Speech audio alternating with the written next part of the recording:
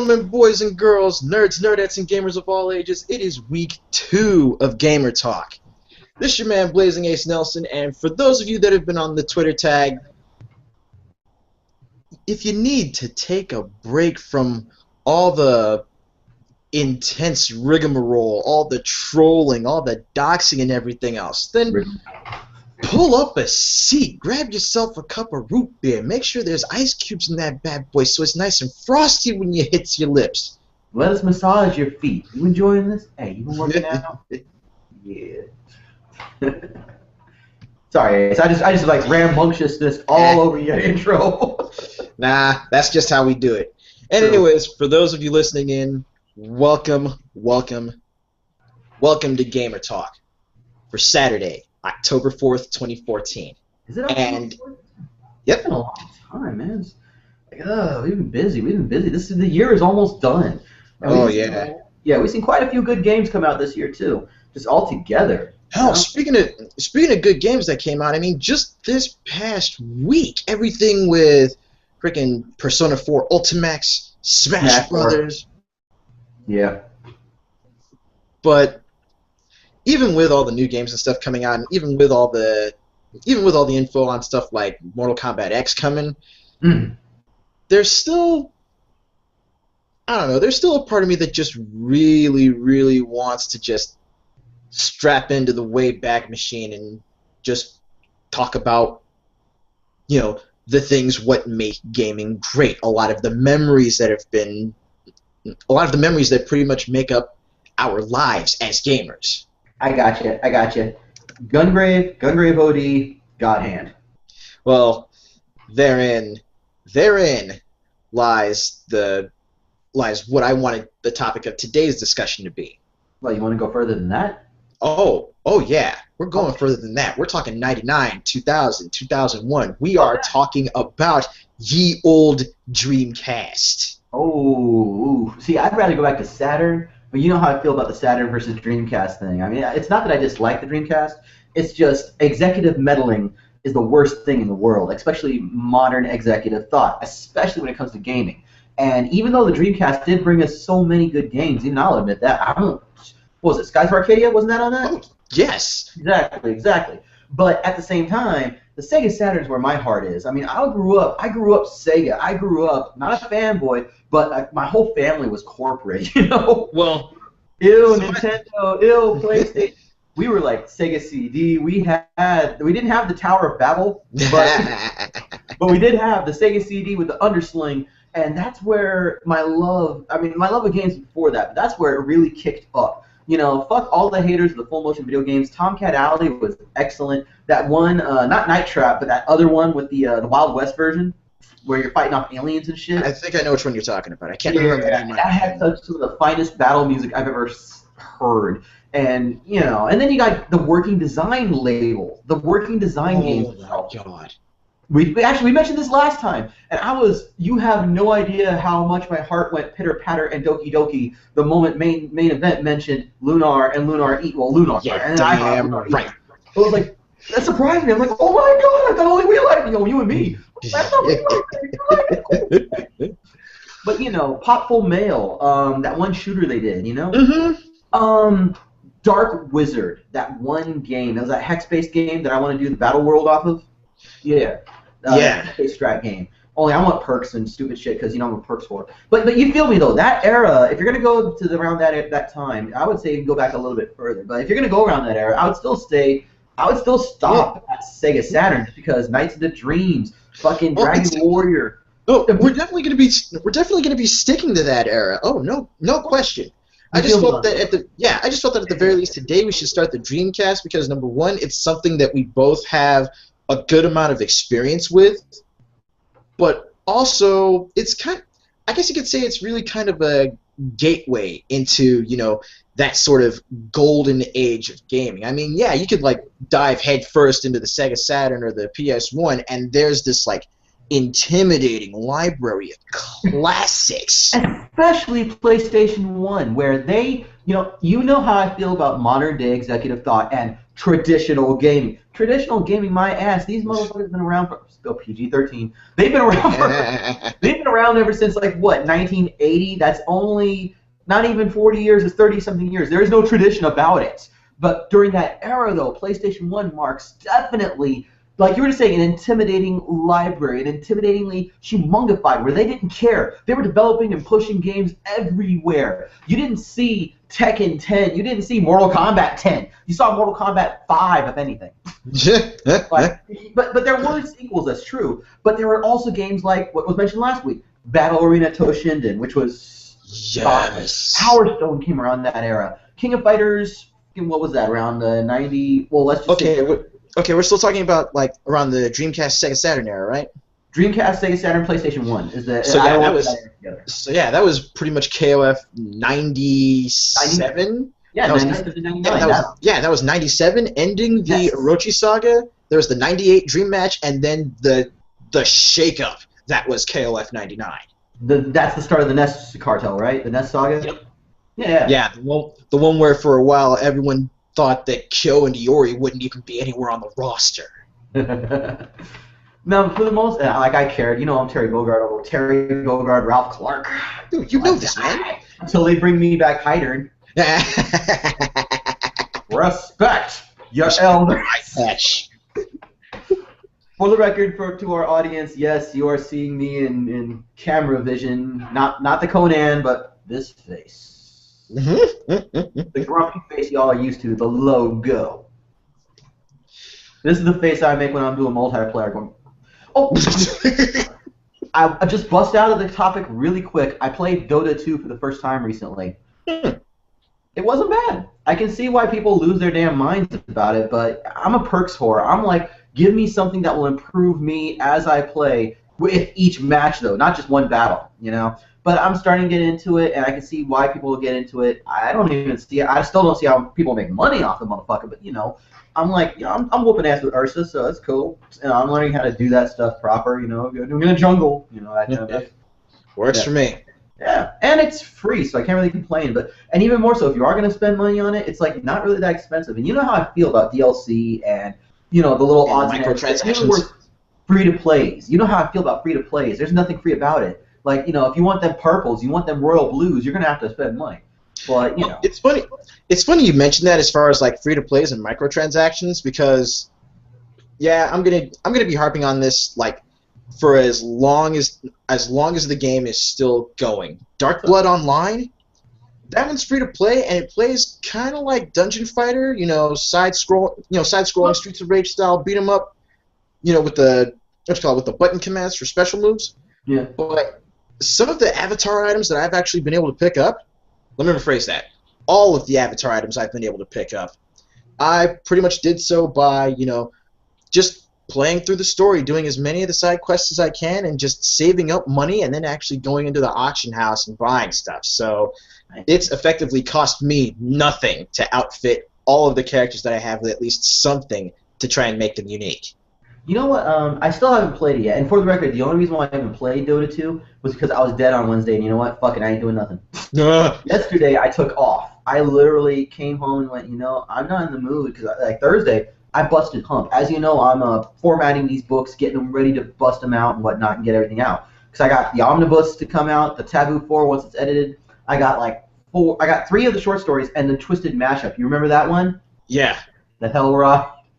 Oh God! Come on, man. Dash's segment in round 3 was just all you. That's all for you, man. I wrote that for you with the black unicorn. Gee. You remember Grimcorn, right? Mm-hmm. But suffice it to say, yesterday I was like tired off my ass. Wednesday I was tired off my ass. So it's like, no, man. So I'll get a chance to play. But another MMO I was gonna talk about that actually was like it's actually kind of worth it. And you're the one who told me about this was DC Online. Oh, DC Universe? Yeah, $5 will get you one of the downloads, and it opens up like a ton of other stuff, something like that. Yeah. Now that you mention it, though, it's kind of a good thing that Event's not on this particular stream because he has done a series of videos just lambasting DC Universe Online and a lot of the business decisions that came from Sony Interactive behind it, and I agree with him wholeheartedly on it. I still play DC Universe Online because, come on, making Jackson Gilroy as a fucking Green Lantern was that was probably my best idea yet. Right. Online comes from like circa a year and a half ago, if not 2 years ago. Yeah, for me, they made bad decisions since then. Hey, they've made bad decisions. You know, I mean, it's like now I would normally say that it's the executives' fault and screw them and they deserve it. You know how I laughed when the Teeth Tanic happened. I laughed when Torf Tanic happened. I laughed when fucking Final Fantasy 14 like sucked so badly. The guy that ran the thing had to commit Sudoku. So yeah, but on this one, I'm not gonna hate too much on it just because for a while you were going off on it and you were cool with it, and I had always planned to play it, but I never had the space to do it. So it's like for me, I like the idea. I like. Well, yeah, I'm also biased because of oh my god, the fighting game, DC Universe, DC. Oh, MK versus DC Universe or Injustice? Injustice. And Injustice, I'm just biased about. I've only played like once. I fucking love the game. Even if they screwed it up since then, I love the game. The game's good. Yeah, I don't blame you on that one. And I mean, the only reason I'm not playing DC Universe at this point is because, well, I don't have enough space on the hard drive. Yeah, especially since I'm going to be downloading the demo for Dynasty Warriors 8 Empires next week. Ooh. Yeah. For the record, I also want to talk about today Gamer Fuel.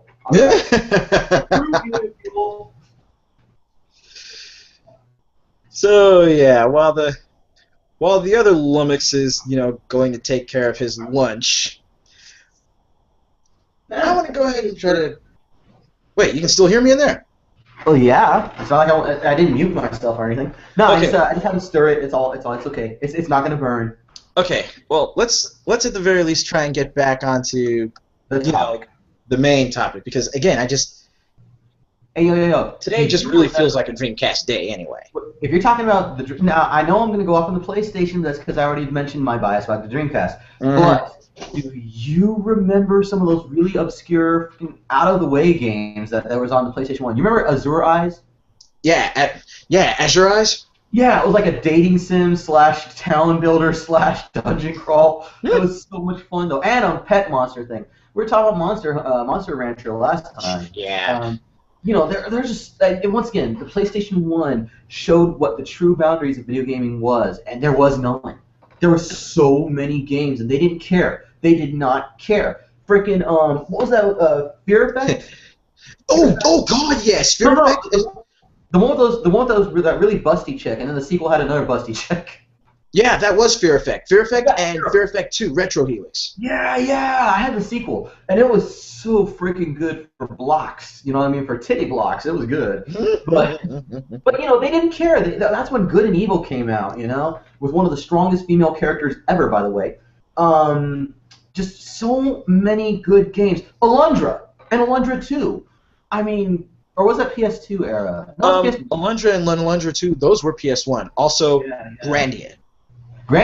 But then you got games like Breath of Fire, which Capcom has never supported since. Oh god, so Breath of Fire 3 and 4? Yeah. And I'm even going to say Dragon Quarter because screw the haters. Dragon Quarter was excellent. That was a fucking freaking game. Dragon Quarter was... I'll give credit where it's due. Dragon Quarter was good for what it was. Mm-hmm. Oh, James is here. Oh. We getting a little blacker, or are we getting a little more Asian? I don't know. We're getting a little more stylish. That's what it is. There we go. A little bit of both. It works for me. Either way, my arms hurt. It's your fault. Either way, ladies and germs, the style quotient has just been bumped up by an exponential amount. GQAznDood back on the stream. How you doing, boss man? Good to be back, guys. Good to be back. Had a busy week, and I'm doing good today. Yeah, it's been a busy week for all of us, man. But today we're, just relaxing a little bit, discussing more old school gaming. But this time, I'm trying to keep it mostly around the PS1, Sega Saturn era, but I'm mainly focusing on the Dreamcast. Yeah. Oh man. So here we're gonna talk about the only system I never owned. Oh man, I'm sorry. I'm so sorry. It was too expensive for the time. For me. Well, that makes sense. Yeah. You want to talk about expensive for its time, though? Yo, Jesus. not even the 3DO. Screw the 3DO. The TurboGrafx 16, which No. sucks because the turbo chips were excellent. If we're gonna go expensive, man, we're gonna go straight up Neo Geo. Yeah. Yeah. But that's because imports. It was like all imports and shit. No, man, it's when your console's cart costs as much as a console itself. That's different. Yeah. But it did provide arcade quality console graphics though. True. SNK, all that SNK goodness. Yeah. Yeah. Yeah, which is actually another reason why I wanted to bring up the Dreamcast, because at the very least over in Japan, there were so many SNK games that were released on the Dreamcast that never made it to the States. I mean, sure, we got, KOF 98, which was released over here as like KOF 99 Dream Match or something. But they got KOF 98. They also got 99, 2000, 01, 02. They got Last Blade 2, Mark of the Wolves. Dreamcast, mind you. This is not like going off to other consoles. Yeah, this was just all on the Dreamcast. And much like with the Neo Geo, with the Dreamcast, these ports were arcade perfect. It was. Nowadays, isn't the Dreamcast like a mod machine? Can't you like buy them modded out with like games installed and whatnot? Like, Yeah, I don't know kind who does it over here. of like how the original Xbox is right now. Yeah. Yeah, but do you know if you can mod the Dreamcast to play like DVDs? Because weren't there mediums like GD-ROMs, or weren't they? Yeah, CD-ROMs and GD-ROMs. Yo, Ace, do you remember back in Frankenstein's, back in California, there was a guy who did that at Frankenstein's. He did all sorts of stuff, and that was one of the things that you play DVDs on that mess. Yeah, I remember that guy. Yeah, actually, it was because of him that I was able to get my hands on at least a couple of the Dreamcast games that I owned back down in San Bernardino. Yeah, but that guy was also like, he was slash an outlaw. He did not care, man. He would mod it. Like, the stuff he was doing, the stuff he was selling, he had like bootleg everything. Like, not even Korean, it was like Filipino. It was like Korean by Filipinos. I think he had half-breeds doing all this stuff. Korean, Filipino, everything's made in China. Doesn't matter. Except for glorious Japanese works. Well, they're designed in Japan and then bootlegged in China. Yeah. Made Japan, but by China. Oh, God. Oh, man. No, the Dreamcast was, for all that it was expensive at the time, it was insanely powerful. And, I mean, I'll talk smack about the PS1, the PS2 being made out of satellite parts, for instance, but the TurboGrafx 16, which the TG16 was ahead of its time, immensely so. But, and nobody fucked around with them chips either. I mean, those turbo chips were great. But, the Dreamcast, for its era, for its time, that was ahead. That was technologically ahead. The fact that they get to push the specs the way they did. Since we're talking about the Dreamcast right now, it's kind of funny because I feel like the Wii U is the Dreamcast of our generation. Go ahead. I am very much inclined to agree with that. You agree? Yeah. And it's not necessarily like a bad thing. What I'm trying to get at is that history repeats itself, and the Wii U is ahead of its time, and people don't get it. Just like the Dreamcast, because I got the Dreamcast, like I understood what it did, but it's when there's too many bells and whistles that are new to people there, and people are too, let's just say, quote unquote, too stupid to figure it out.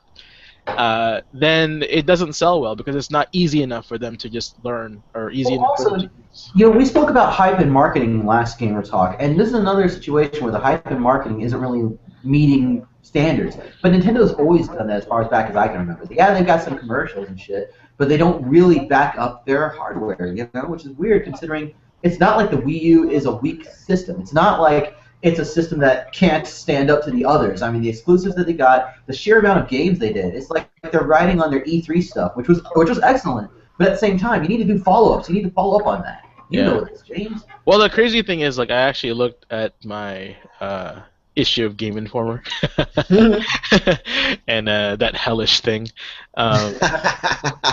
And they actually have two full spreads, so 4 pages of Super Smash Brothers of ads, like next to each other. Yeah, because that's the biggest freaking thing right now. But are they doing Wii? But the funny part is they're messing. That's not what they should be advertising about. Because like if you've already know what Smash Brothers is, you don't need a 4-page spread about Smash Brothers. Yeah. Like for what they do need a 4-page spread of is Bayonetta 2. Yeah. Okay, the topic of Bayonetta and spreads could go to some very bad places. You know this. Nice. I think. No, I absolutely agree. Though they need to start. Okay, y'all know that little Stand Proud parody clip that I've been linking all over the place with frickin' Iwata and Reggie doing the JoJo rapid hands. Yeah. They need to do more stuff with that amount of hype for their other properties like Bayonetta 2, like Hyrule Warriors. Oh, why aren't they pimping out Hyrule Warriors? I mean, Bayonetta 2 was excellent just because, now James talking about they need to do a spread on Bayonetta and then Ace made a joke off of it. But, no, seriously, she's got like a mecha now that she can screw around with. And I'm like, oh my god, that looks like so much fun. I'll be right back. Chill. Yeah. It's kind of silly because I feel like Nintendo, as great as a company they are, and it's already proven that the Wii printed money for them, and unfortunately the Wii U is bleeding money for them. That they're able to hold out on their own without any kind of third-party support, but they can't do that forever, for sure. And then, go ahead. Yeah, they can't do that forever, but that's also one of the big reasons why I personally think, if E3 was a competition, then I would personally think that Nintendo actually came out ahead as far as that goes, because instead of actually getting mired in the console, instead of getting mired too deeply in the console wars that Sony and Microsoft have been going back and forth on, Nintendo's just doing their own thing, and it's like, hey, we make games. We try to make them fun. Right. Y'all want to play? And so the problem with that is a lot of people won't acknowledge that. Like you and I and ThatBastard, we see these things and we're aware of these things. But I'm gonna say probably let's just say 60-70% of gamers who just play games because they announce games and they just want to play them. They don't analyze these things like we do. And they're gonna see the trifecta war. They're gonna see the Sony, Microsoft, Nintendo war. Yeah. Right now, to be honest with you, if your console sells 10 million units first, you've already won the war. And we all know the PS4 won that war a long time ago. Mm-hmm. So Microsoft itself is playing catch up. Is changing the views of the public from what they started initially, which was awful. And for them to catch up on the PS4, to be honest with you, they just really need to make a slimmer version of the Xbox and drop the price. That's kind of what has to happen. Yeah, they're already doing something similar with, at the very least, making an Xbox One that can run without the Kinect. Right, and that was a good start, and which is funny because as soon as they did that, the sales for the Xbox One did go up, not drastically, but they still went up. So every little thing helps, right? Yeah. But with that said, with Nintendo and the Wii U, the Wii U is a great system. It's just as in many articles I've read before, the Wii U has an image problem, or the Nintendo itself has an image problem. Just because today's modern gamers we'll just say some of them don't have that 80s nostalgia like we do. The younger generation doesn't have the Nintendo, the Mario, the Metroid, the Zelda legacy if their parents didn't play that. No, that's very true. So what happens is that the people that how do you make something not cool to a kid, right? If your parents like it, it's not cool, right? So that's the truth. And so if parents are like, man, I played this Mario game when I was little, and look at these cool Mario graphics now, and they're like, man, Mario's for little kids, that's kind of how they that we as a gaming community change over time, and also the perspective on how games work. I think this is why it's important to have the indie game scene, to have this alternate gaming community. Yeah, so that way at the very least, while the AAA devs are still doing their thing, indie developers can actually, they can really take up they can take up more passion projects, but they can also do a lot of the stuff that's really quirky and stuff that can still appeal to gamers these days, and instill them with that sort of eventual nostalgia feeling that gamers like you, me, and that bastard have towards stuff like Mario, Zelda, and Metroid. Yeah. But see, the thing with a lot of AAA gamers, and there's a lot of them out there. That's pretty much what I call mainstream gaming. This AAA gamers. If they see an ad for it, like Assassin's Creed, they immediately pick it up because that's what's hot, right? So, those games, when you yourself and ThatBastard, we all have lives, we all have jobs. So to invest your time and kind of like your mental capacity to play those games, you have to kind of sit down and take a few hours off and just play the game, because you have to immerse in the story, what's going on, the new system, blah blah blah. While as in these indie games, it's like, hey man, it's jump and shoot and move around. Literally just like take maybe 10, 15 minutes, and you're already used to the system. I mean, something like Shovel Knight. Right. And like that. My best example is like if you have friends over and you don't want to like complicate things, just put on some Castle Crashers. It's simple. Yeah. It's punch, jump, and move around, and you're with your friends, you're having fun. I think a lot of people forget that video games are supposed to be fun. Yes, they're supposed to tell a great narrative and almost a Hollywood-esque type of production quality, but that's why we have movies. And if you want to, I was going to mention when it comes to that, and actually I was going to mention on the AAA the games that you're talking about earlier. For the most part, for me, it's always been about gameplay, storyline, and then graphics. And some people would say it should be graphics first. But I think it's also the individual that what they bring to the table as well, what they're expecting. That's why we have AAA games now that have like budgets bigger than Hollywood movies. But that's also part of the problem, because then once again we want to capture the Call of Duty crowd, and it's like, why? You're an RPG. Exactly. That's a totally different genre. Yeah. And I agree with you, and that's something that companies have to face all the time, and that's a battle between the developers and the publishers. But it's that modern day executive thought. I can understand. Well, if you think about it, like if you research all the CEOs of most of these like big head companies, Activision, they're not gamers. They're business owners. So that's why they gotta provide a nice balance between the developer. Like, hey, you gotta make a game this way, but we saw that this formula sold, so we want you to do something like that. Yeah, but some of these, I was talking about traditional, like I said last week, in fact, traditional, gaming corporate thought, which there is a problem in that, some of these guys have been in this business for 30 years. Some of these guys were there when they just didn't care. Like we were talking about the PS1 earlier. They have such a huge library of all sorts of fuck-off games and imports that they just did not care. They just brought it over and sold it. That's all. And that's really what they should be about. But nowadays they're trying to talk, like you mentioned right now, they're trying to see a pattern. They're trying to make a pattern to instant monies. And it's like, if you want to consider video gaming traditional, there is none.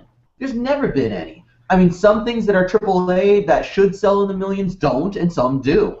It all depends on really the delivery and what they do. But I've always believed that the best model for anything is exactly the way they did it back in the PS1 and even PS2 era. Like, they wouldn't put out a game like Chaos Legion today, not without some kind of sequel tie-in or a hook or something.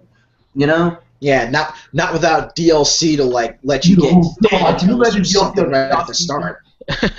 So, I mean, before we get super off tangent and rage on like we always do. Yeah. Because we've already gotten off topic. I think this is why it's important to have these Kickstarter campaigns. Like for example, like when fans were like, and speaking of DLC, when fans were like, hey, the fans are willing to shell out Kickstarter money for Capcom to do more characters for Marvel vs. Capcom. Yeah. you know. And Capcom was pretty much, well, maybe, you know, we're not sure. And they even kind of tease us a little bit, like they were gonna update this game, you know. And that's what they do because they want us to keep talking about it. They want us to be the number one fuel for like the number one search for Google, you know. That they want that.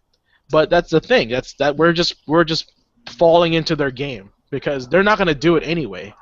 You know, that's why it's important to have these indie companies to have these Kickstarter. Like for example, like Ace, River City Ransom. Awesome. Yeah, River City Ransom Underground. Yeah, never like Technos does not exist anymore, do they?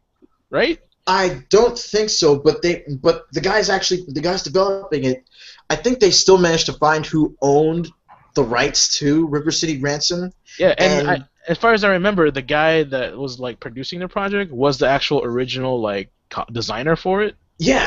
Yeah. So I mean, what I'm saying is like stuff like that will not be like, you know, published by you know, Capcom or anybody, Namco. No, because it's just, you know, to them it's a dead series. No one knew what it was, and it's just over. We got to move on, right? Because that's how big companies think. What's the next big thing? So that's why, like, man, when I heard like, wow, they're doing River City Ransom, like, who's making this? Because I never thought would make that. So that's why we need these guys. It's very important. Oh yes.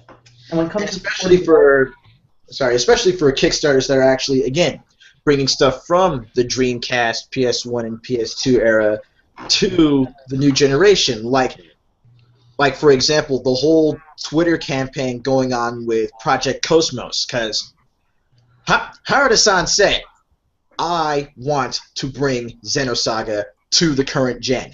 Let's gauge the fan interest. And it just blew up. It blew up big time. Yeah, and that's the thing. It's like we're out there, we want this stuff, but they don't know that. And the only way they do find out is if in social media, or we, you know, blow up these forums and start talking about it. That's why, like I said, it's very important to them that we talk about these things to show public interest. But two things, though. One, it's nowadays the biggest problem isn't even what we want, but it's what they think we want. They're telling us what we want, and that's part of the issue. That's why we're having such. The difference with that, there's a Western and Eastern difference to your statement, actually. Yeah, because people aren't new to the business. I'm talking about dudes who've been in the industry for 30 years plus. Yeah, but the thing with these guys, like for example, like when I was ops manager, if I was looking at the numbers and the, you know, the goals and all this stuff for like for the whole district, I've never met some of these people, but yet they're producing, you know, so. The only thing I got to go off is I talked to one guy, which is the manager, and I go, what is your team doing to produce these numbers? You know, and they'll give me some kind of like some fucking very vague statements. Oh yeah, we just suggestive sell. Well, okay. Well, what kind of people do you have in your team? Are they very assertive? Are they very like sociable? Like you got to know all these details. But like with these big guys, like these like executives, they don't have time to ask that. They're just gonna say why is it selling this much, and what did they do to do it? You know, and so they have to hire all these other people to do what they want to think it's best for them. You know, and I get what you're saying, 100% for sure, because everyone's looking out for themselves in the end. And to get back to what we want and what they don't understand is that I think Square Enix itself went to America and to E3 and interviewed a bunch of people about like, oh, why do you like Skyrim? Why do you like this and stuff like that? But ultimately, when they got back, they were inconclusive. Why? Well, that's the second thing actually that I wanted to bring up was executing action. Capcom, you were mentioning earlier, Capcom is doing social media and scanning the crowds and doing all and teasing us. But much like Square Enix, like I mentioned last week, that's part of the problem. You can scan all you want. Eventually, you have to strike. And Capcom, like Square Enix, we've talked about how they're going to use Final Fantasy VII as their last-ditch effort to save them from bankruptcy. But I still say that if they've waited too long, they've waited way too long. And if they try it again, it's probably not going to work, or in the very least not work as effectively as if they had done it, like, say, 5 years ago or something. Or then look at Capcom right now. How many IPs do they have that they can, like, easily move over to a small group, I can answer that, like they've done before in the past? I can answer that. They ain't got no money. Now, no, the difference with the thing with Capcom is that they ultimately pretty much gave up on their legacy. in my opinion. Yeah. Because I think what happened was they saw the success of the mobile industry and they're like, let's cash in on this because we know we got the video game industry down. So when they went mobile, it flunked because if you're a Breath of Fire player and been playing on console, why would you want to get on a phone? You know what I'm saying? Yeah, I mean, sitting here playing Breath of Fire 3, 4, Dragon Quarter, and then all of a sudden Breath of Fire 6 is on phone?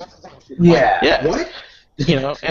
And then with the whole Mega Man thing, I think, like I said, everybody's like, give us Mega Man. They had Mega Man Legends 3 planned, and they're just like, well, we're not gonna do Mega Man anymore. And they're like, why? Because the other ones didn't sell enough. Well, what is it gonna take for what's satisfactory to you guys? Like what is it to them? They want something big. They want like they want like a new day one Resident Evil number. That's what they want. They want this. That's why they're trying new stuff. And unfortunately, we are so attached to their old legacy characters that we're not giving them a chance for that. But they cut their nose to spite their face, yo. That's the problem. Oh, I'm not saying they're right. Oh, I thought you worked for a moment. It's like, dude, how can you say that? They ain't got no money. Yeah, they're absolutely wrong, and that's the thing. They kept experimenting, and they kept kind of like for example, because I know you're gonna bring this up, DMC, right? I know. DMC was if Devil May Cry, if they just simply made a Devil May Cry 5 and when they announced it instead of DMC, that would have solved all their problems.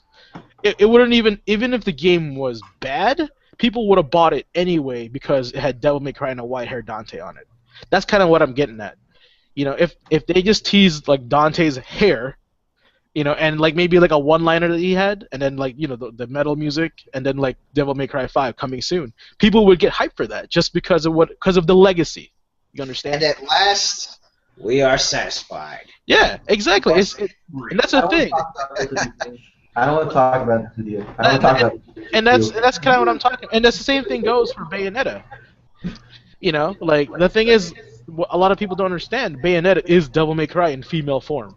Yeah. Oh no, that goes without saying. Oh my God, that's. But the thing is, I've actually mentioned this before on either of our shows. If you're gonna copycat somebody, copycat the good stuff. Look at Darkstalkers. They're a clone of God of War and Zelda, and it was fucking excellent. You talking about Darksiders? Darksiders. Thank you, Darkstalkers. Wrong one. Darkstalkers. There's another Capcom IP that's. Bruh.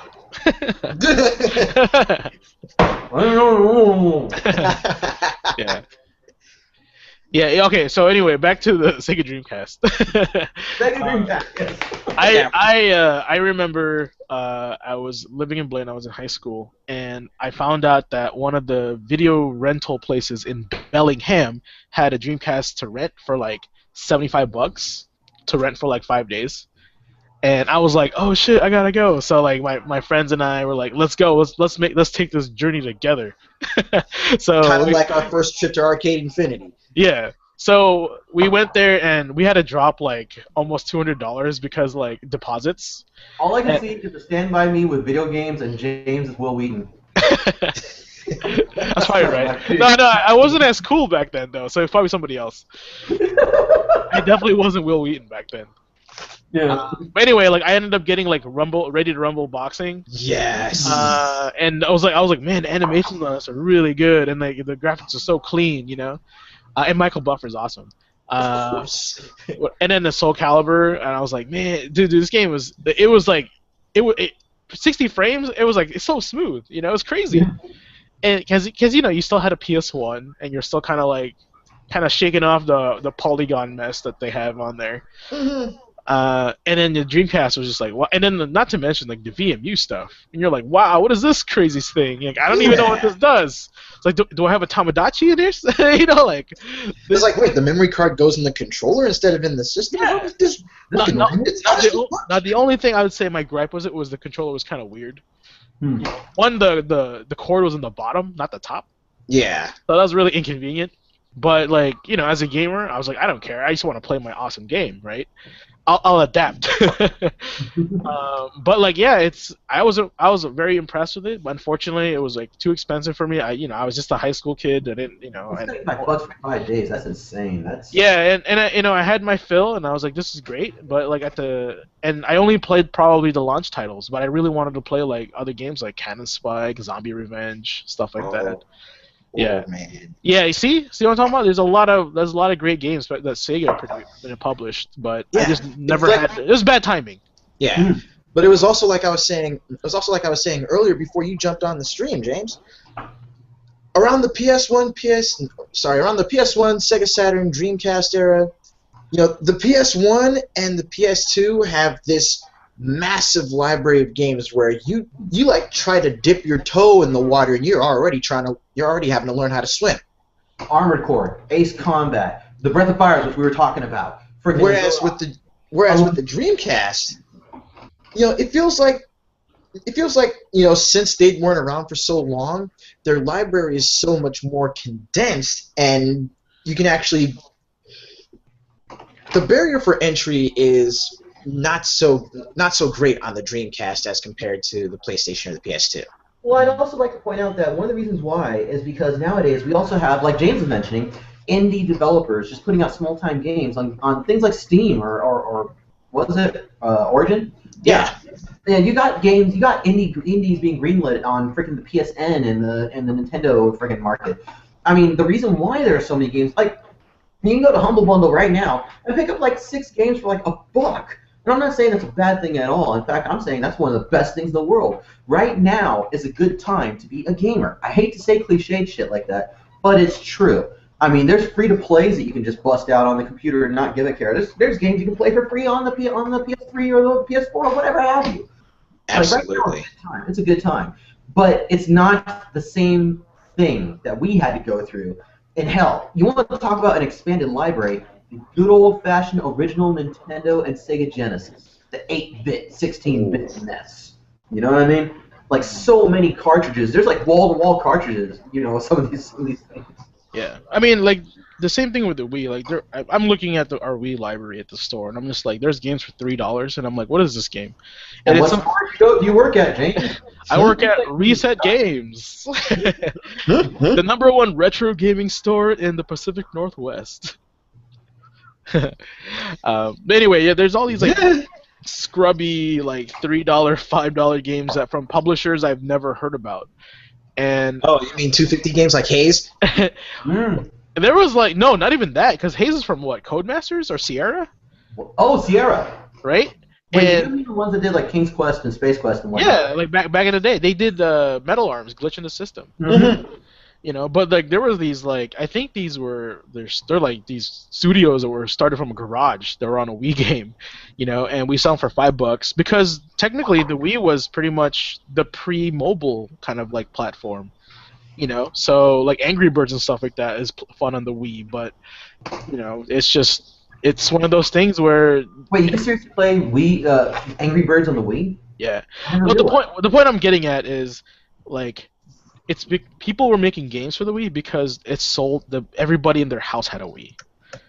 So the potential like sales for those games will be the amount of how many people own a Wii, and that's kind of why the Wii U itself is struggling from third-party development, is because the Wii U is not in anybody's house.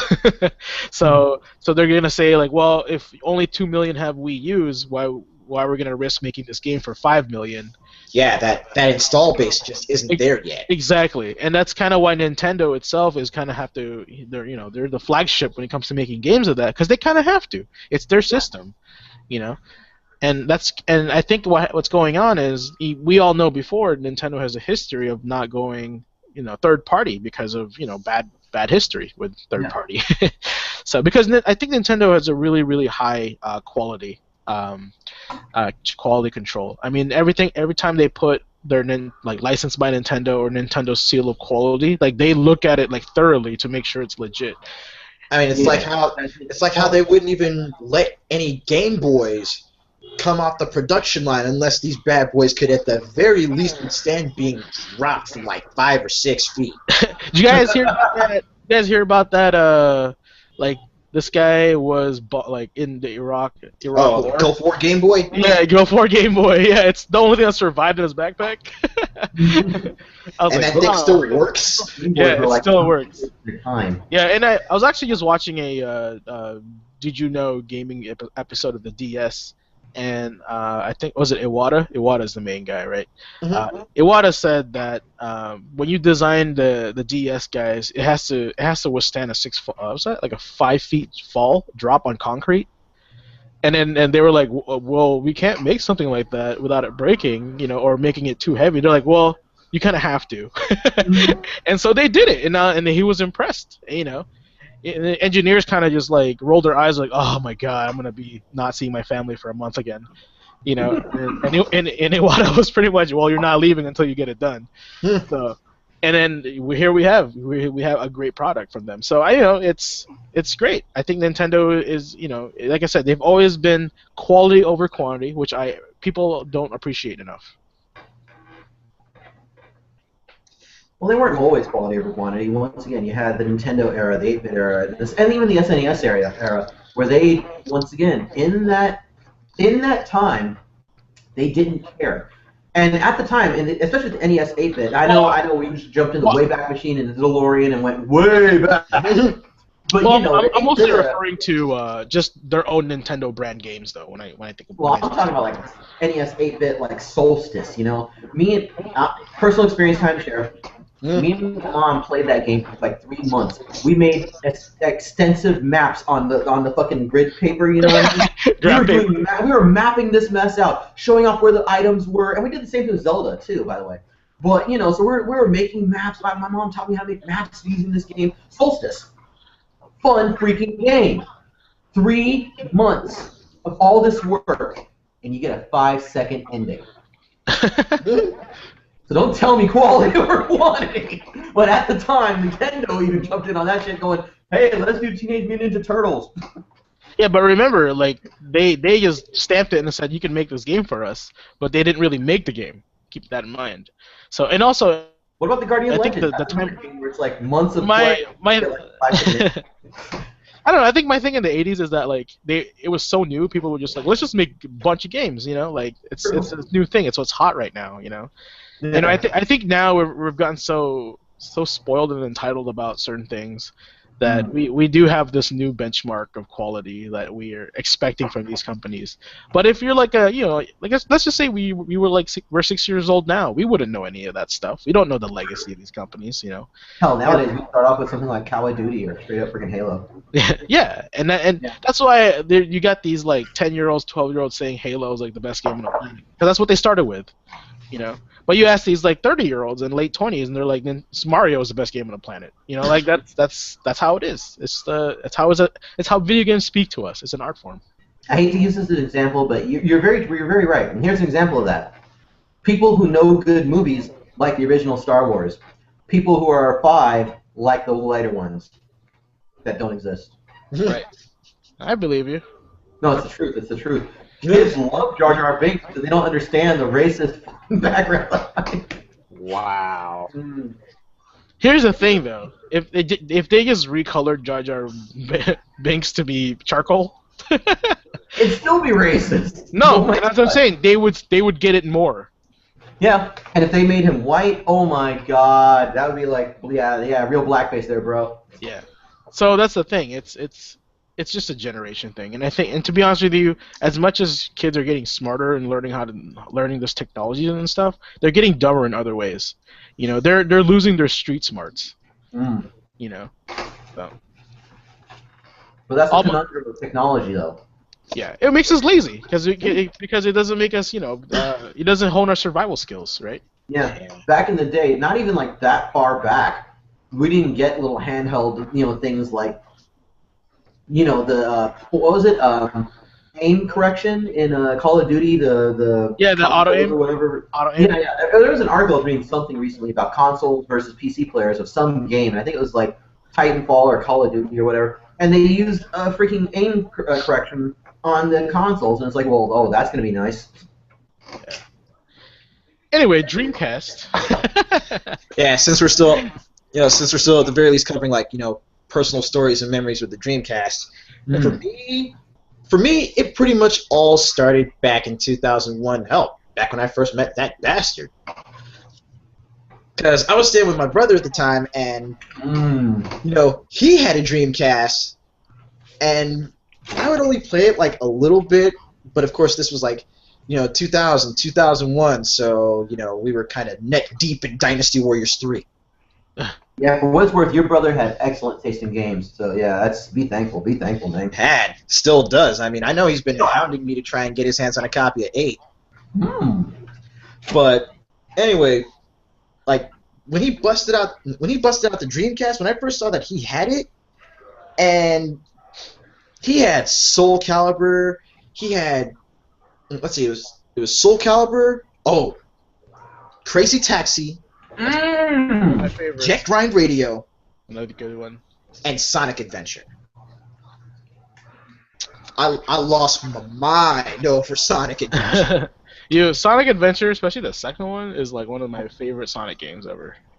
I still like Sonic 2 just because of the feel of the camera couldn't keep up with me. Because you're so fast. Gotta go fast.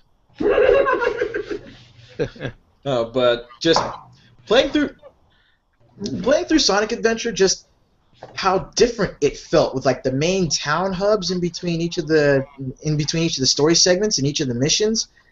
It really took me back to like my days where Stefan and I were playing Final Fantasy VI and Chrono Trigger. You know, it had that nice nostalgic RPG feel, but it still brought everything forward into that current generation with, you know, the gameplay for Sonic Adventure. And then with Sonic Adventure 2, they went back to the more traditional, you know, one stage to the next, you know, just high-speed action, which, again, it was still bringing that nostalgia forward and not just throwing a new coat of paint on it, but actually putting in new parts under the hood as well. Right. And yeah, I mean, I agree with you that one was definitely different, and that might have jarred a few Sonic fans because you know, but 2 kind of took what they like, I guess, the mistakes of 1 and made it like what people loved and made 2. Exactly. You know? And that's great for that. I mean, that is a game design, you know, pretty much evolution.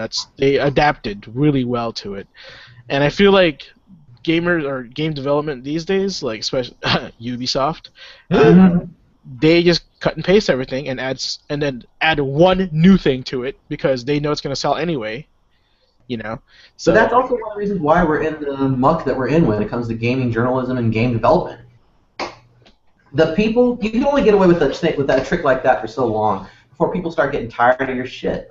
And now we're suddenly seeing backlash, you know, and that's because they've been doing this shit. And you can't tell me that they were like, oh, we just thought we would be good. We didn't realize people were going to get mad. It's like, there's a certain amount of integrity needed. And I hate to use that word, but I've been using that a lot lately. James knows why. But, and what are you doing, GQ? What is that? I'm working. Well, I can't really talk too much smack because I'm eating lunch while I'm doing this, so... I'm working on Photoshop stuff while I'm talking to you guys. It's like live streaming work. It works for me. I mean, it looks like you're doing up another banner for... What's it called? Is it for your... Gaming philosophy. Gaming philosophy. Okay. Yeah. Wasn't too sure if it was for a gaming philosophy or for GQAznDood plays. No, none of that. And right now I'm hooked on Destiny, so yeah, that's kind of my thing right now. So GQAznDood plays, not much else but Destiny at the moment. Yeah, like when it comes to mainstream games like that, I don't try to play. I try to play games that people that wouldn't normally play, so they get a chance to like get this real kind of like review on it, you know. Like, because everybody and their grandma's gonna play Destiny anyway, so. I'm not playing Destiny. I'm not playing too many games nowadays anyway. Well, you're not everybody, nor you're a grandma. Yeah, but I'm the most important. Okay, Uncle Ruckus. PG-13, bro. I'm not gonna go off. I'm not gonna go off. I want to desperately. Yeah, just back to so desperately. But no. Back to my experience with the Dreamcast, though. You know, eventually when I finally started, you know, getting systems of my own, one thing that wound up happening was that my brother actually gave me his Dreamcast. Oh. And it was from there that I pretty much started, researching and picking up more games. Ran into my friend Miguel, who was part of the whole, we have all these games that we can make copies of. Mm-hmm. So that was how I got to play some of the Japanese games. That was how I had for a while a whole collection of KOF for the Dreamcast, going from '98 all the way up through 2002. That was how I had Mark of the Wolf and Last Blade 2. All right. I mean, that was how I even found some of the more obscure Capcom classics, like, again, Cannon Spike, Tech Romancer, Giga Wing. Oh man, Giga Wing. No, Giga Wing was. Giga Wing is to this day one of my favorite shooters. Because it's so absurdly over the top. And then later on that year, after I had gotten my hands on Giga Wing, I wound up going to Disneyland for a school function, and I found Giga Wing at the arcade. And yeah, I was lost to the rest of the crowd, but they knew where to find me. Dude, you want to talk about old school games from back then? Do you guys remember Virtual On? Oh, Lord, yes. Yeah, you mean pre-Gundam versus Gundam? Yeah.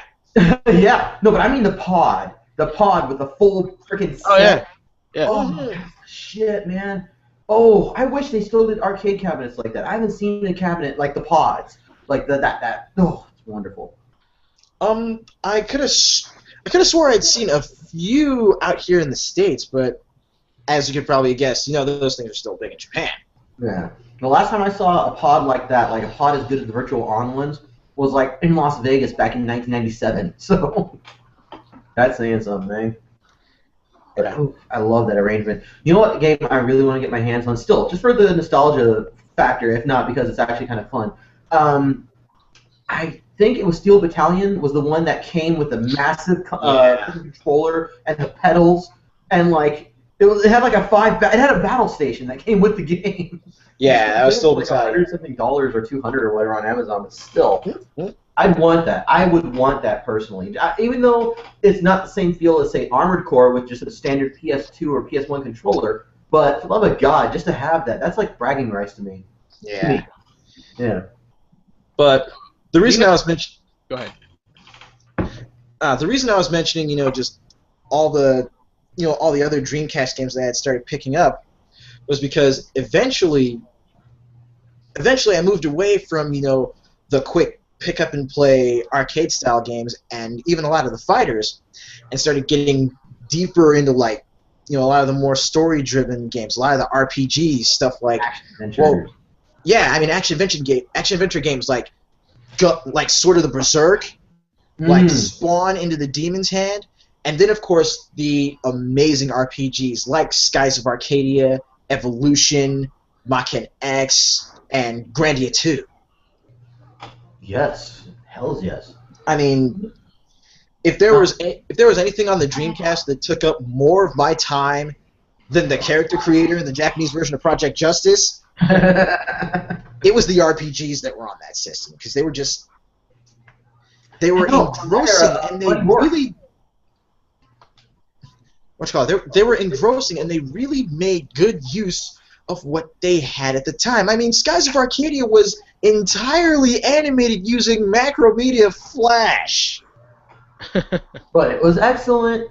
And hell, I'd say that game still holds up pretty damn well to this day. Yeah.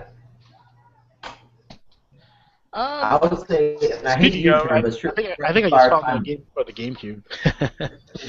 Yeah, I'd say that's part of the reason why it got that re-release on the GameCube with the extra stuff. Which, oh my God, I swear, if Skies of Arcadia Legends winds up coming out on the Nintendo eShop or something, yo, that right there would secure my Wii U purchase right there. Screw Bayonetta 2, screw Smash. No, Skies of Arcadia Legends on the eShop, get on that, Nintendo. Do you guys see this picture on my screen right now? What in the world was that? Okay, so these are arcade pods, And so the thing is, like, you would like sit down. There would be a chair on this side, right?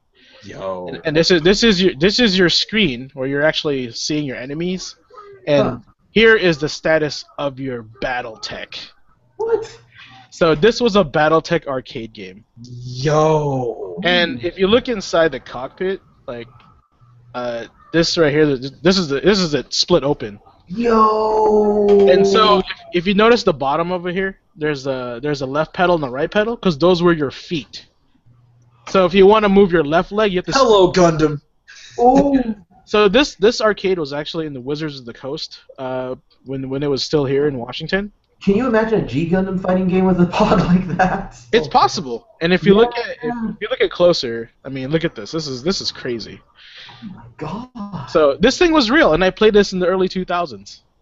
Oh, that is so cool. Yeah, I actually still have my my printout, because because you fight like 8 other mechs in a virtual world, right? Mm-hmm. So the game prints out the activity, and of course the name of my BattleTech was Ava Unit 1 at the time. Of course, yes. Right? Yeah, but if you look, and there's also like this list of like how many points everybody got, and mine was the number 1, and I was like, oh man, it's so cool. It was so fun. Dude, frame that. Yeah. Frame it. And then I think the mech that I used was called the Loki, which is like the bulkiest thing ever. It's crazy. Yeah. Holy shit. Yeah, it's awesome. But, I wish they did make more pods like that. But then again, I mean, with the way modern day arcades are going, I mean, I can understand why they wouldn't even try. You know what I mean?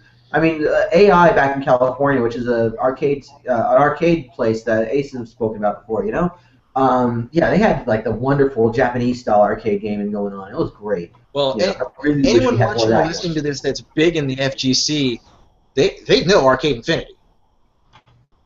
There you go. Because they'd know AI even if they haven't been there, because that place was huge. It was excellent. Yeah. I mean, yeah, physically it looked like just this little hole in the wall in a shopping center, and it's like, where's Arcade Infinity? Oh, there's that little sign right there, and there's a little door. But that thing was like the TARDIS of arcades. You walk into that bad boy, and it's like everything just opened up. All that neon. I remember all that, and there were so many. It was just really dark and neon, but you could still see really well. And they had such great games there. Straight talk, straight up. Dude, the Fist of the North Star, the Rumblefish 1 and 2. Rumblefish! Oh my god, why didn't they report that shit? Rumblefish was such a good game. I know 1 was on the PS2. In fact, I still have my import copy. No, import copy, but not the actual import itself, the localized English version. Yeah, but... talking about a game they should have developed. But then I also believe, what was it, Rage of the Dragons? That double dragon-based fighter? Yeah, Rage of the Dragons is another... It's good and vastly underrated, but of course, on that one, much like, again, with the Dreamcast and a lot of the games that came out for it, it was all about timing. There was other stuff that was out that was just completely overshadowing it. Although, I am glad to see all the imports that are coming out now. Like, for instance, Aqua Pazza, I know. But, Aqua Pazza, Chaos Code. I think Chaos Code came out? Yeah. But, we're suddenly seeing, at least I've noticed in the past year, maybe year and a half, this sudden upsurge, this uptick of all these imported weeb games, these semi-weeaboo, Japanese anime-based fighting games. And they're all good. I mean, I have no complaints with them as long as it's a solid fighting game. I don't give a fuck what the graphics are going to be like, once again. And the fact that you can actually beat ass with a lolly, hey, that's cool. Well, speaking of that, I actually just got a copy of Arcana Heart Max 3. And if not for Arcana Heart, we would never have gotten the godlike game that is Guilty Gear. That's Guilty true. Gear series, without Arcana Heart, so, I mean, I spent probably like 3 hours in that game, and my soul hurts, but my mind is refreshed. Speaking of Guilty Gear, I remember picking up Guilty Gear X when it first came out on the Dreamcast, and then I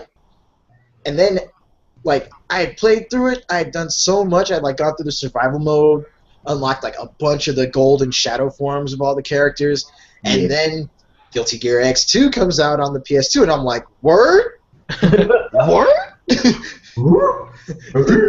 Yes! And just ruh-roh. No, but hey, do you remember Guilty Gear 1, though? Oh, God. People, avoid! Avoid! Under! No, those were some of our antics on X2. I remember that. Gear 1, though. I had Guilty Gear 1. Yeah, so did I. But I mean, like, a lot of our insanity as far as fighting games goes was, again, like Guilty Gear X2 with me like using Soul's Grand Viper to just slide under the whale every time May would throw one. Whale, oh my God. Just, oh! And the guy who played her, Micah. Oh my God, he loved playing her. I had such a mental block against May. I just even though our ladder was always like revolving, there was always one constant for me, and that was he gave us all a Dolphin complex. Yeah, every now and then a blue moon would happen and I'd beat him, but it was like otherwise, fuck. He would go to May and I would just be like, oh, I'm gone. Fuck you. Yeah, or like on another Dreamcast, another game that came out on the Dreamcast but got ported over to the PS2 pretty soon after. Street Fighter 3 Third Strike, when that came out with the Anniversary Collection. You remember the Alex and Hugo incident? Oh, yeah. Sorry, Alex and Oro incident. That's what made me create the song Man Raper. Are you kidding me? Yeah, Alex and Hugo too, but the Alex and Oro incident, Parry the Spirit Bomb. Dude, that was like 3 a.m. Rock getting coffee, fucked up on root beer, losing our damn minds. My parents waking up talking about, they didn't actually tell me this. I'm pretty certain they were like, oh, they did something. You have to go back to sleep. And then we unpaused the game and you finished parrying it, and I was just done for the rest of the night. Dude, I would love to devote... Wait, you got the combat tribes on your screen? Really? Yeah, that's I would love to devote... That's what's happening right now. I would love to devote an entire segment of anybody's show. I don't care if it's Tuition for You, to Hooligans, fucking here, whatever. Street Fighter 3 Third Strike. That is something we should really analyze from the music alone. Is worth going back to last week's topic. Mm-hmm. Well, yeah, going back to last week's topic as far as the music. Oh yes. Oh my God! And I remember you were the one who told me, Ace, that they wanted to redefine and remake Street Fighter from the ground up, and that's what they did, getting rid of damn near every single character except some of the most iconic, and then bringing in all these new characters. But even more so, letting it be known in the music itself. The music defining the game as much as the gameplay and the characters and the storyline. Yeah. Which, let's face it, Street Fighter's always had a fucked up, who cares storyline. Like, they're fighting for what? I don't give a fuck. I just want to kick some ass. Or look at Elena's ass. Or look at Alex's ass. But yeah, with Street Fighter 3, though, that right there was just... It was a shift... It was a shift in the paradigm that Street Fighter had set. And, this was before all the DLC shenanigans and before... before people got tired of the various reiterations of single entries in the series. I mean, Street Fighter 3 only went up to a third iteration, but that was I would say that was the most polished fighting game, period. Yeah. Now, and I think it still holds that title to this day. Well, some would argue that it's heavily imbalanced, but some people also believe dogs can't look up. They too are wrong. Just saying. I think Street Fighter 3 is not imbalanced just because everyone can do a parry.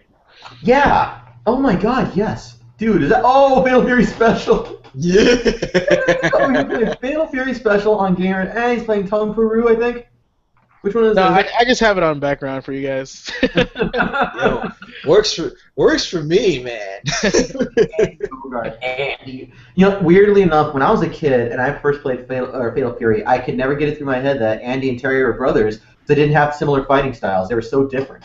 And once again, it's kind of like where story doesn't matter, or at least it didn't to me at the time. It does now. It explained it in the anime, which were pretty good for fighting game animes. Yeah, excellent. You watch your whore mouth. Oh my God, I will not allow anybody to say a crossword about the first movie, the second, or the freaking movie. Which one was the Armor of Mars movie? Was the second one? That was the motion picture. That was the third one. Oh my God, that one was so sick. Oh my God, the fighting. I still have the freaking Fatal Fury Double Impact DVDs in my closet right now. I think I might bust that shit out and watch it later. Yeah.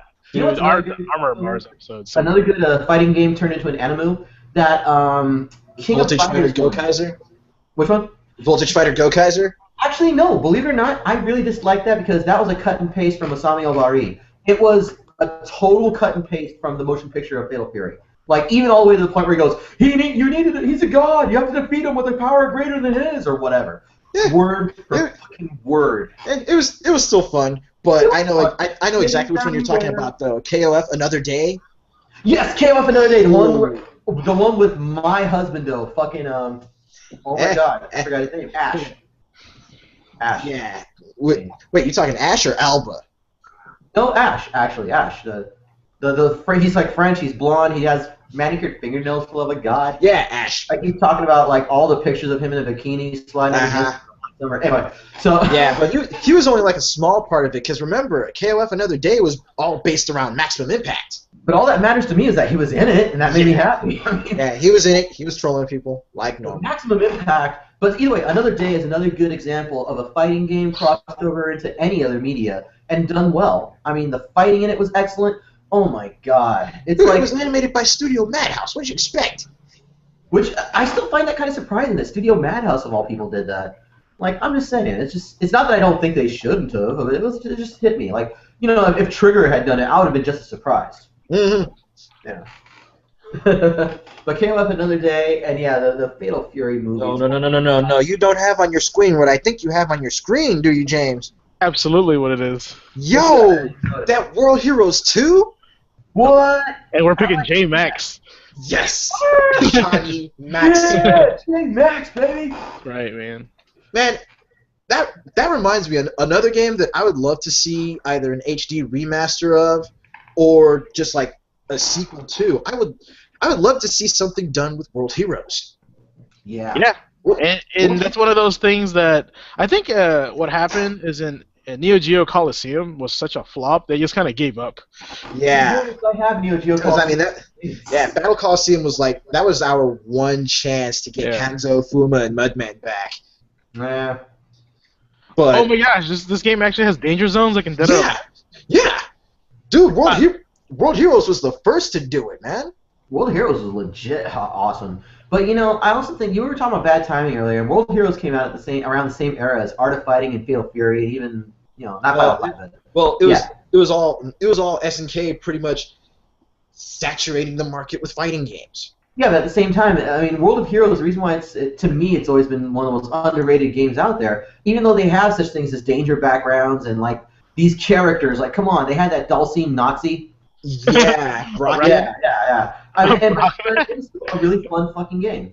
You know, we're talking about. Let's bring it back. Let's get back in the Wayback Machine. You want to talk about an iconic series of games that really deserves more than anything that they've ever gotten, and they still deserve. They need more, dude. Streets of Rage. Oh my God. You want to talk about excellent music for its era. You want to talk about danger zones. You want to talk about say what you will about Final Fight. Hey, Hagar is always in the heart. You know what I mean? Hit it like Hagar. Who the hell do you think this is? The story of a Weasley whelp? No. As he freaking spinning pile drivers owed it into the earth from Einhardt. Dude, a Sentinel in Metro City, man. I'll just point you to that and be done with it. But Streets of Rage had a boxing kangaroo and a cyborg and Blaze. Even with such absurd characters like Dr. Zahn and Rue. But they had Blaze. They had Blaze Fielding or whatever. Yeah. She had to be one of the most badass chicks I've ever run across in a video game. And it's not like, oh, I need Saturday Night Slam Masters. Talking about Hagar, I gotta jump in here. Exactly. Hope your fucking job got some healthcare benefits. Dude, look how sweet this game looks. Oh my god. Is that Krauser? Anyway. Was that Krauser? No, that was just some dude. Generic Slam guy Masters is number the one. business. Looked like Krauser's daddy for a moment. No, you look like freaking Muscle Power from World Heroes.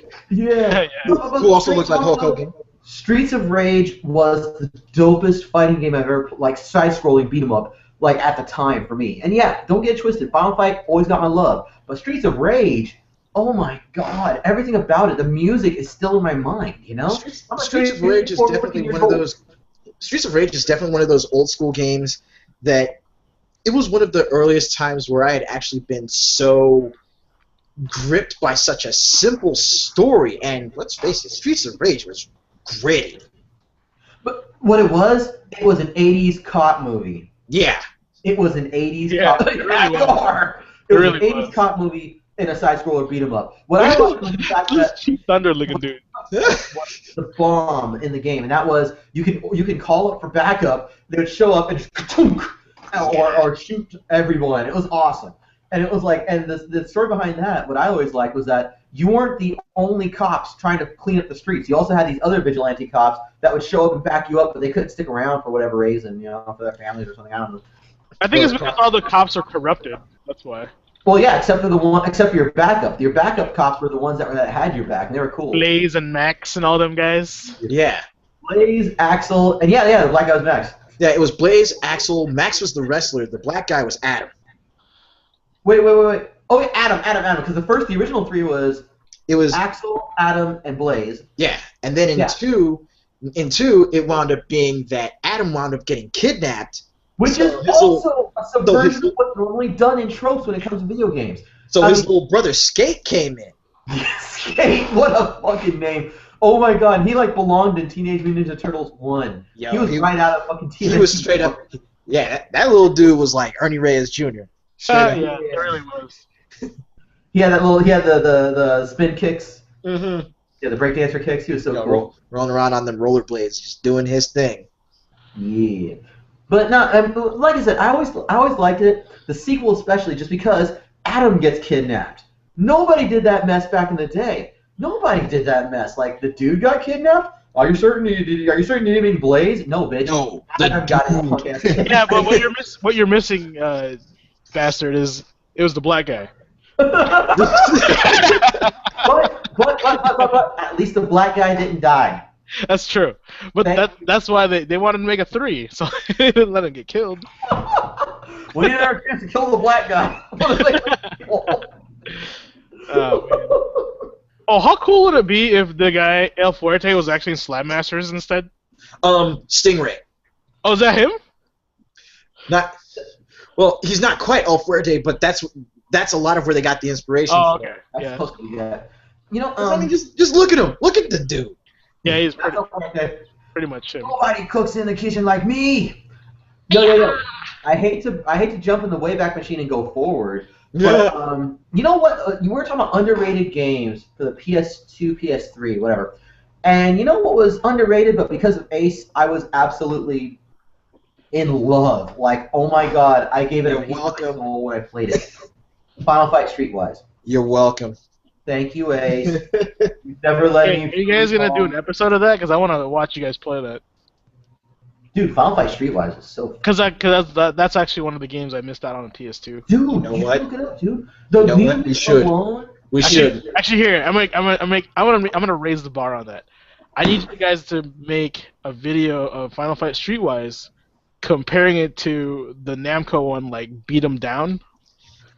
Because they came at the same time. Oh, you mean Beatdown, Fist of Vengeance? Yeah, that one. Because it was exactly the same game.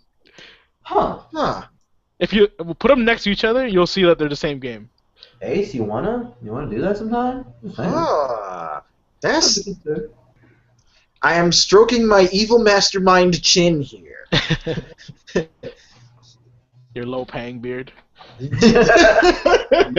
Man, bro, it has begun. The best Ace can do is a Fu Manchu. No, you can get that Lou Bega stash. Yeah. No, so Final Fight Streetwise was what? Yeah, it's called Beatdown, Fists of Vengeance. Yeah, but Streetwise wasn't just good because of the music. The music, though, was a very strong point of it, though. You know what I mean? The fact that you could collect more music. The fact there were collectibles. You can train and do better. There were stupid little side missions. In a way, Final Fight Streetwise kind of feels like sort of a predecessor to Saints Row in that, it took an established genre or an established franchise in Streetwise's case, and made it gritty, but still kept it really absurd because that's Final Fight. Yeah. But then, much like Street Fighter 3 Third Strike, it was the music that set it apart from the earlier games as an entirely different beast. True. Now, I'm not trying to open up a can of worms here. I am not trying to argue here. I am not trying to start some shit, despite the way I sound and despite how I prefaced it. Oh, Jesus. I would actually compare Final Fight Streetwise as a good example of restarting something and doing something good with the lore of a game versus DMC Devil May Cry. Hey guys, do you see this? Do you see this? Do you see this guy? Word? That guy. Do you see this guy right now? No, that's Saints Row. That's Saints Row the third. No, man, look at white hair, red coat. Word? They trying to throw Dante in there?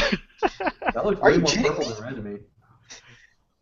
Oh, do you guys remember the Squeenix version of a beatdown game? What the fuck was that called? The Bouncer. What? The Bouncer. Let's not even talk about that game. Let's not.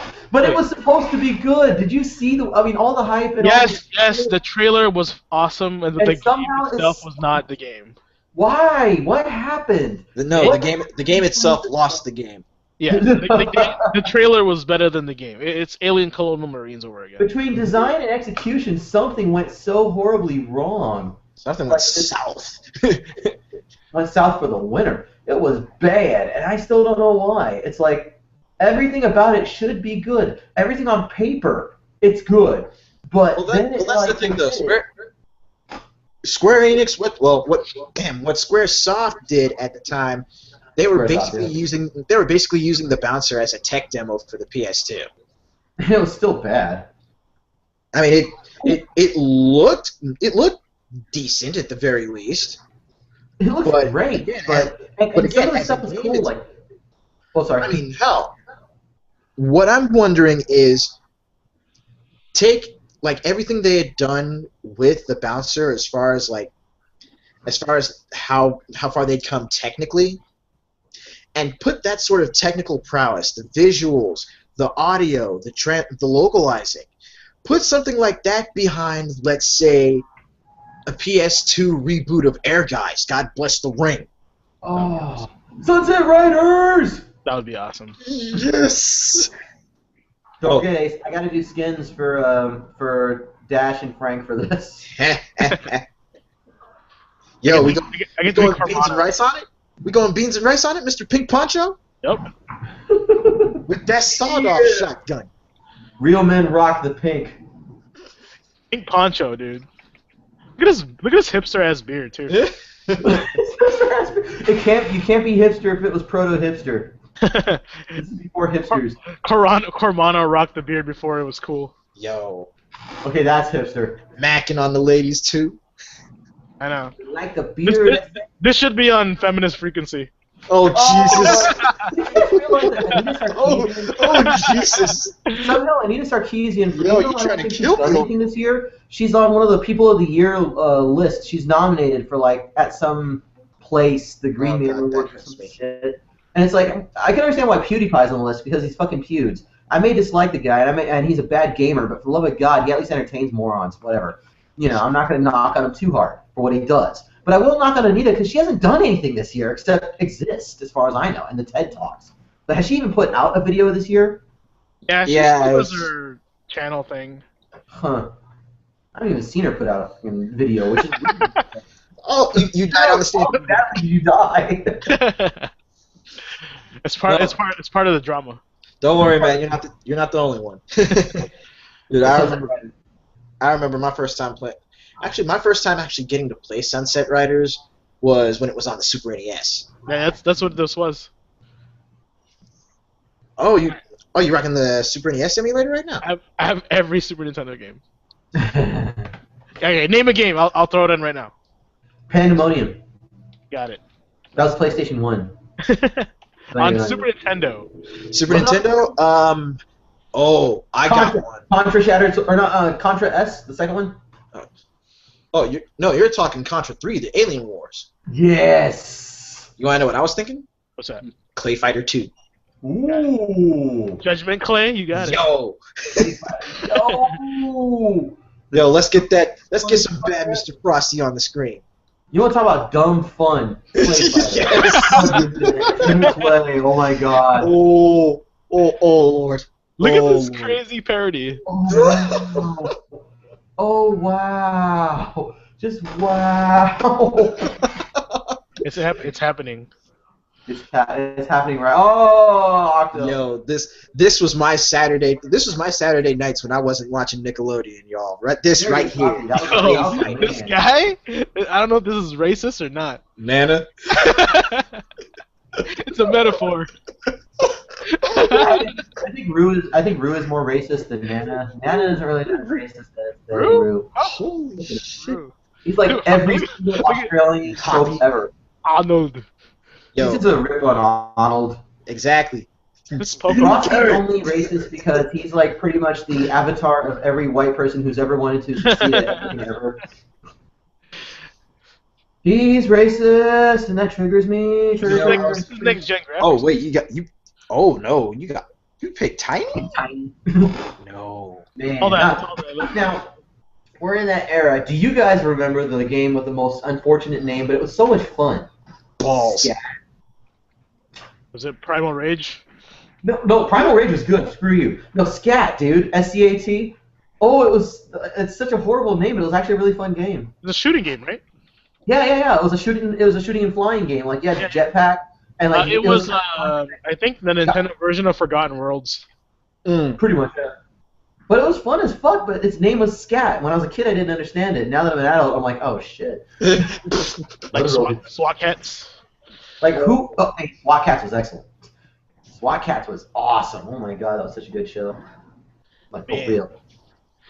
This is crazy. Oh, get bodied, my bro. Actually, you want to know what would be amazing if they did like a Star Fox style flying game for SWAT Cats. Oh, that would be sweet. A rail shooter? Yeah. Oh, that would be so cool. How has that not happened yet? Dogfights, you get that? Oh yeah. What if they made it multiplayer or co-op, so that way your homeboy had to fly and you were the weapons, or vice versa, just like SWAT Cats? Or actually have like on the ground stages where you could actually be running around as T-Bone and Razor. Just like in SWAT Cats. Didn't they have like a motorcycle that popped out of the ship? Yeah. Yeah. Yo, that needs to happen. That show was so good. That show was so bad. Get on that quick. Got bodied by the Octo. He's Canadian. He's like, don't mess with me, eh? Yo, that Proto Shumagorath? Shumagorath, the early years. What else, guys? Drop a name. College Bender. I already said Scat. Try Scat. It's on Nintendo, not Super Nintendo.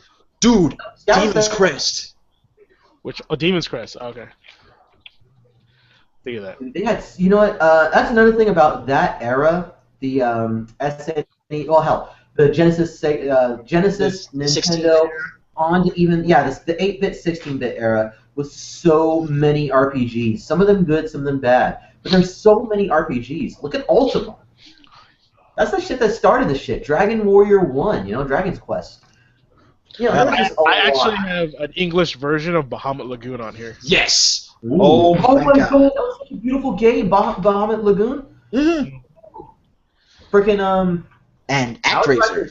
I really liked it. Oh yeah, I have the second one on here too. There was an RPG, but there's this one. There's this one game on the TG16 that was so very different. Like there's two games that were like, well, there's a lot of games in the TurboGrafx. Like Fighting Force or something. Well, no, there was this one that was an RPG, but it was like a top-down kind of thing, like action kind of thing, and you had to defeat the power of the evil overlord Natos, But that was another game that me and my mom played back in the day that we were about, you know what I mean? And just building up our characters, getting through each segment. It was kind of like an action version of Zelda, but with like really hardcore RPG elements still involved. It was wonderful. It was just wonderful. There was also a racing game that was also part RPG as well. You like raced around. You went around town like your usual top-down RPG. You would challenge fools. You would race them, and if you beat them, you get their parts. So. You can improve your car to like a supercar eventually. I never owned a TGFX, but I always wanted one. Dude, highly suggest for nothing else, Bonk's Adventure. The chips are excellent. Yeah, remember? Do you guys remember Zonk's Adventure? Bonk's Adventure. Oh, Zonk, which is a futuristic cousin. Oh no, I don't. Wow. You guys never? Okay, I'm gonna Google this for you guys right now. Did he have the Geordie LaForge visor going on? And he's got a lightning bolt on his forehead. Yeah, I have seen it. Yeah. Okay. Yeah. So this is really hard to play on keyboard. No, but I also remember the original, the very first Street Fighter, aka Fighting Street, came out for the TurboGrafx 16. Yeah. That game was so unintuitive and so unresponsive. I played that in an arcade before, and either it got played until it was dead or whatever. But like, dude, no, throwing out a Hadouken was like the most tiring thing ever. Well, you got to remember, you actually had to go through and like level up Ryu and Ken as you were fighting your way across the world before they could get those special moves. I actually didn't know that at the time. That explains it. But no, I mean the character that I was playing, which was Ryu, Ryu Ken. But wasn't that the one Shenlong also? No. Fighting Street was different than Street Fighter 1. No, I think it actually. No, because Fighting Street was like a 2-button fighting game, I think. Wasn't it, Nelson? Yeah, well, both. Wait, did you say Fighting Street or Fighting Spirit? No, Fighting Street. Fighting Street. Shit. Now I can't remember. That's something to look up. Huh. But either way, Street Fighter 1, was actually kind of bad, but it still set. It was the beginning. Like Guilty Gear 1 was horrible, but from Guilty Gear 1 you get Guilty Gear X. Yeah. Great thought. And the gap between the two is so amazing. It's like. Oh, okay. So you're right. Fighting Street is Street Fighter 1. The game I was thinking is called Street Smart, which looks like this. Oh boy. Yeah, see that? It's probably something bad. It's probably something horrible. No, let's see here. Let me make a large quote. Pretty badass game for its time. Do you guys remember the game Rygar on the NES? Mm-hmm. Yeah. And So the bad thing, I thought it was so cool that that was Diane, the side scroller. No, it was weird. It was like a 2-on-2 fighting game, but it was only like a punch button and a kick button. And it was like the main guy was like a Ryu looking character, and the second guy was a Cody looking character. Yeah, it's Cody's crossover that no one knew about. Yeah, it's weird. Like this is the arcade for it. See. Oh man, that looks horrible. It's pretty great. That looks bad. Like look at this Balrog looking character over here. God. Yo. Everything was stolen back then. Take the high road. Balrog before he got that fight money. Yeah. Who was that same kid? Oh yeah, one of the older ones. Yeah. Say, what if we teamed up Ryu with Cody and put them on wild adventures? This thing was like, I'd say a Japanese version of Pit Fighter. Jesus, and Pit Fighter was bad too. Yeah, Pit Fighter was awful, dude. That Pit Fighter was designed to take your money. Yeah. It was one of those quarter munchers. God, it was so bad. But you know what was pretty good back in the day? Kung Fu. Or was it Karate Champion? It was one of those ones where it was like, they did the bird kick, and like it had like each character had a shit ton of moves, but you had to it was hard to describe. I guess I'll just have to look for it again. Those are your No, it wasn't Kung Fu, although that was a fun game. No, it was Karate Championships or something like that. But for what it was worth and for what it was at the time, it was fucking excellent. Weren't we talking about Dreamcast and so what the fuck were we talking about? Wasn't I going to talk about Gamer Fuel at some point in time? Fuck it, I'll do that next week. Because I was going to segue into the changing demographic of what is a gamer nowadays, and then of course we got sidetracked with everything. Yeah. Oh, that's how it always goes. But we eventually get back around to the main topic, sort of. Going off the rails on a crazy train, sir. that one dude from oh my god, Megamind. Yeah. I still need to see Despicable Me 2. I keep hearing about how good it fucking is. Like the evil minions, which are different than the good minions. Yo, I still think it's the best thing ever made for anything. Minions are best. Them evil minions in Despicable Me 2 were freaking beasts. See? Dude, they were freaking indestructible, man. There's something we can talk about. I'm back. How bad is? Why are they so bad? Why are they all so bad? And are there any good examples of a movie to game crossover media, like translation? Has there ever been a good version? Like James actually mentioned Aliens versus Marines Colonials earlier, I think it was. Mhm. You like made mention of it, and I wanted to go off about that again but we did that last week. It was so fucking bad. It's like, why? I can understand that they're just trying to sell merch. Like, that's what it is. It's not on the level of video game anymore. It is no longer an art form. It's just merch that they're trying to push with everything else, with the fucking coffee mugs and the t-shirts. But why? Why can't they just break down and say, hey, let's actually make a good game? I know what happened with Alien. It was, if you've ever played the game and you press power and start the screen, before you actually see Alien Colonial Marines, you'll see about 12 lines of people that developed the game. Yes, that's exactly why. It's because at the time, the game was actually given to Gearbox to make. And Gearbox was like, cool, we have the honor of making a good Aliens game, you know. But at the same time, Borderlands 2 was in production. Oh. And guess what they prioritized? Borderlands, yeah. Yeah, Borderlands 2 is a great game. I just finished it with that Asian kid. And this is why Aliens Colonial Marines sucks ass. and that's exactly what it is. Because if you look at it, if you look at the beginning screen of Aliens Colonial Marines, it'll say Gearbox, then it'll list like 5 other development companies underneath it. Well, It was passed around so many times. Actually, I was just thinking about it. There was a good translation on the consoles, and it was around the time, like Ace was mentioning, 2001, 2003, somewhere around there. There was an Aliens vs. Predator game that came out for the AVP, to back up AVP, which came out around that era. And it was actually really, really freaking good. I remember it being very good. It was when Rebellion made them. Yeah, yeah. And they made a good one. But the one on Colonial Marines was supposed to be like the next level shit. And what happened was that they just pretty much, you know, they took it for granted and they passed it around. So. Well, yeah, because it was advanced potato. That's why. Potato's so hard, it's French fries. So shit. Yeah, but I'm liking what they're doing with Isolation for sure. But we'll see. Movie? No, it's the new survival horror one. Oh, I'm just talking about. Like outside of AVP, was there? Can you guys remember any movie to video game, not vice versa, crossover translation that was actually good? I mean, Capcom's Alien vs. Predator beat 'em up. Yeah. Speaking of that, Ace, since you brought that up, one of the things not Nintendo, Capcom, because they're in the same boat. One of the things Capcom really needs to revive is their arcade scene. And now what I mean by that. What I mean by that is not making new arcades.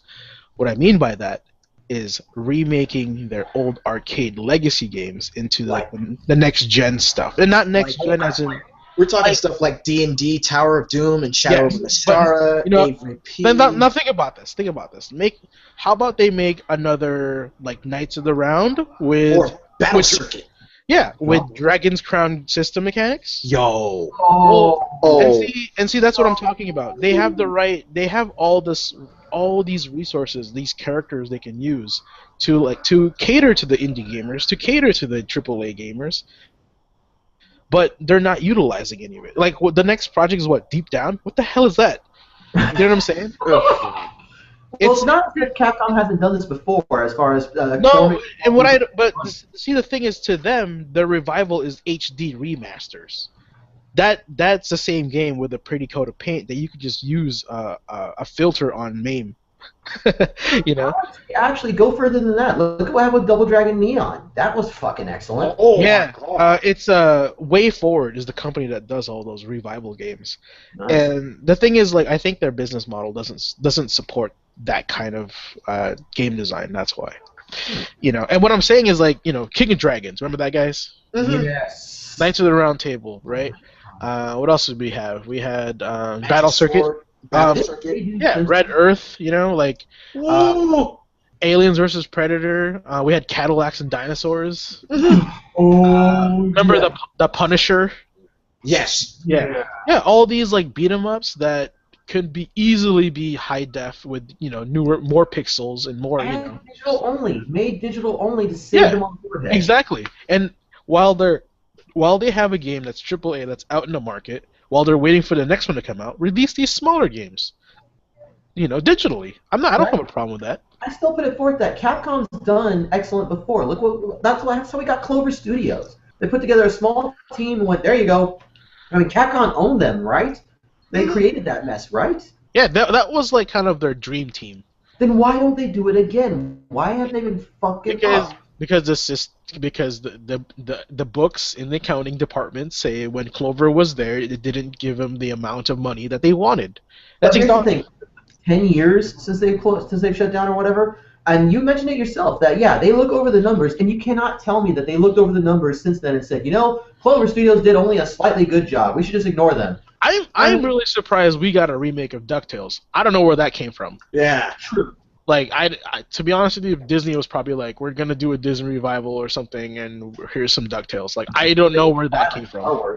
Because if they were smart right now, they would redo Chip and Dale, Goof Troop, Tailspin, Darkwing Duck, Lil Nemo, the freaking Dream Master. Oh my God, Darkwing Duck and Tailspin was a special. I'm saying, all those games were great, and clearly DuckTales sold, and they even made a hard copy of it because it sold so well. Come on, guys! Like, what are you guys doing here? You guys don't need to start anything new. Just take what you got and make it better. Well, you don't need to reinvent the wheel. Just rebuild that Model T into a fucking Mustang and let's roll. I would say start pretty much back up one new IP a year, but then update your old shit because your old shit is going to look good on the new systems. And it's not going to take you nearly as much to update that shit than it is to make a new AAA blockbuster. So it's like, they're no. It comes down to it, they're fucking up. They're fucking up bad. They've been fucking up. That's why they're in the situation they're in. And it's easy for us to say, oh, well, we've been saying this shit for how many years? Hell, before the midlife Mega Man crisis, you know what I mean? Well, it's one of those things that I think, like, as a big company, they didn't think they were going to fall so far down. That's complete arrogance of them, and they think, and you got to give it to them too to be like, hey, we're going to try something new. I think that's cool, but at the same time, it's like, where's your legacy going? That's you. Oh man, gosh. Just like with Square Enix. Yeah, Capcom. They're in such a bad situation as compared to Capcom. Capcom and Square Enix need to understand. We like the people that buy their stuff are people that have been playing their stuff for years. Yeah, for years. Yeah, and so that's why. So well. Yeah, and I don't know. It's a Japanese mentality, and there's probably a clash in culture here, or something we're missing. We just don't. Yeah. Traditional gaming, whatever. Executive thought that's the problem. With that stated, though, I really do hope that Final Fantasy 15 does well because the more I read about it, the more I kind of like it. But even more so, and y'all know I have issues, and I'm like, controversy, I'm trolling. But straight talk, I kind of like the fact that they're fucking with people and shaking things up again. They did so with Final Fantasy 13, and even though I hated on it for the whole corridor business, because you can play Final Fantasy 13 going down one straight line. All their maps, one straight line. At least in 2 and 3 they fixed that, and then added some new shit. And once again, a strong female character, which I'm down for. I don't give a fuck. Badassery doesn't care. But on the other hand, 15 looks fun. 15 looks cool, and oh wow, you get to play in a boy band pretty much. Well, you know why it looks cool, right? Like, did you ever question yourself why it looks cool compared to the 13 series? Better graphics? No, it doesn't have an identity problem. No, seriously. Like, when you play 13, you're like, where am I in this world? Like, the Lassie, the Falsy, like everything's French. What is it? And you had to read through like a freaking dictionary worth of data logs just to try and figure out what's going on. But with 15, you feel like you know what's going on. You feel like you are actually sitting there in the back seat with those dudes on that road trip. From the first trailer that I saw, where he's like, using those glass swords as funnels, taking out all the. Like 10 years ago when that trailer came out, though. As a wild guy, and then what do you call it? From the recent dude bro trip one, and then the one before that, with the Leviathan was a really good one. Yeah. And that kind of showed me like there's this clearly a distinctive clash between like the old and the new, and the modern and like the more like traditional. Like there's that one scene in the trailer, and I'm pretty sure you guys have seen this, where Noctis's father is dueling with like the cardinal of the church. Mm-hmm. And then if you look at the cardinal side, it's all like white knights and like steel armor and stuff like that, and they have like they have like swords and stuff. But if you look at Noctis side, it's like Yakuza, all black suits. Yeah. Like, so it's a clash between like classic and the new, and then of course the crystals is what's they're being fought after, right? So, and I think that's right there. That scene right there kind of tells you what's happening in the world. Like, and Noctis is in the middle of it. So right there kind of sold me on that. Like, okay, there's a story here. Even I can make up the story without even them telling me what the story was. Exactly. All I can think about now though is Final Fantasy. Don't call me don't call me dude, friend. Don't call me friend, bro. Don't call him bro, dude. But like in 13, I tried to like it. I mean, I'm still playing it right now, but I just don't know what the fuck is happening. I tried. I tried numerous times. I tried so hard. Got so far. And here's the thing that I was telling. Here's the thing I was telling Andrew. I was telling Andrew, 15 is the characters in 15 are designed much better because they are the trope. They are the extreme. Because they're trying to pick the Fujoshi crowd. Let's not forget. You know what I mean? Yeah, but I'm saying like you got the main character, right? You got Mr. Glasses that's supposed to be the tactician.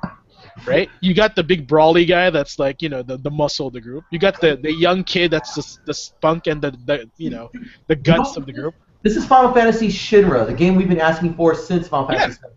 And then that's what I mean. You have those tropes. Those are the Japanese character designs that we like and expect from Square Enix and Final Fantasy.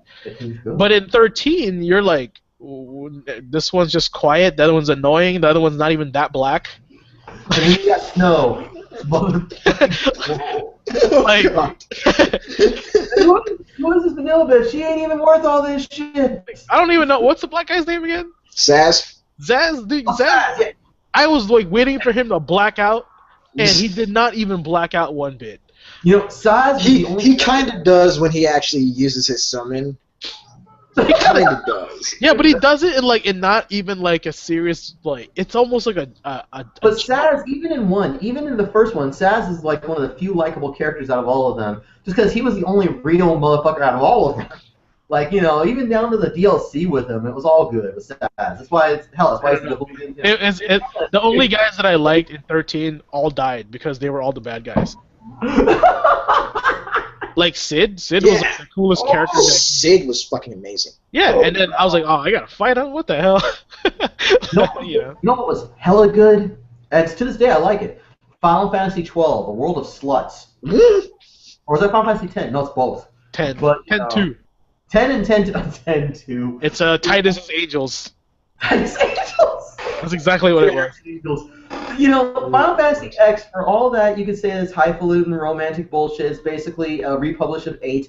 But, it was pretty good. The Blitzball mechanic was fucking excellent. And even, once again, A World of Sluts. Like, everybody dressed like a hoe. But even worse was Final Fantasy 12, where people just weren't wearing clothes anymore, just strips of grass. I mean... Was it 12? Dude, yeah, 12 was like... 12 was Star Wars, baby. For real? I never thought about that. 12, dude, think about it. You got the space pirate with the bunny. Oh shit, you're Han right. Solo and Chewie. Yeah. Except he was banging Fran. You got Princess Ash was Princess Leia escaping. Oh, stop it, James, stop it. You're fucking with my world. I'm blowing up your mind right now because 12 is a parody of Star Wars, guys. It's like what I reposted recently, where you've never seen Guy Fieri and wait. ICP. And the guy I saw that picture. Room. It's the same guy. It's the same guy. Now comes the question, though. Would that make Bosch or Vaughn? Which one of those two would that make Luke? I'm gonna throw it out there for you guys. Vaughn and Penelo weren't in the beginning design concepts of the game. Well, yeah, no, we already knew about that. Me and Ace have done this joke. Captain Bosch Von Ron Johnson, whose jersey number is 13. Ace, no, like Vaughn and Penelo weren't supposed to be in there. It was No, that's because Bosch. That's because Bosch was too badass. Yeah, And he wasn't like a main character syndrome, you know? They didn't have that. But the thing is, though, he's like practically the main character, and he's more certainly one of the best characters from 12. To go back to your question, I'm gonna say Vaughn, just because like he's the upcoming. I want to be stronger someday. For the record, Vaughn would be the Luke. Yeah, you're right. And Captain Bosch, Von Ron Johnson. Bosch is pretty much Qui-Gon, dude. Yo. Yes, no. I think Bosch is his own character. Like if you put him in Star Wars, his name he's be Obi-Wan. Yeah, you're right. He's Obi-Wan. Yeah. He'd still be Bosch Von Ron Johnsonberg, whose jersey number is 13. He would just be his own. He would just be the character. I mean, the judges look like Siths, pretty much. So badass. Gotta admit, the design was so good. Oh, it's so good. They were so bad. Don't get me wrong. I'm not harping on 12. I love 12. Well, actually, no. You're right. If Bosch would be Qui-Gon, then you already got Gabrath as Darth Maul. That's true. Yeah, that's true.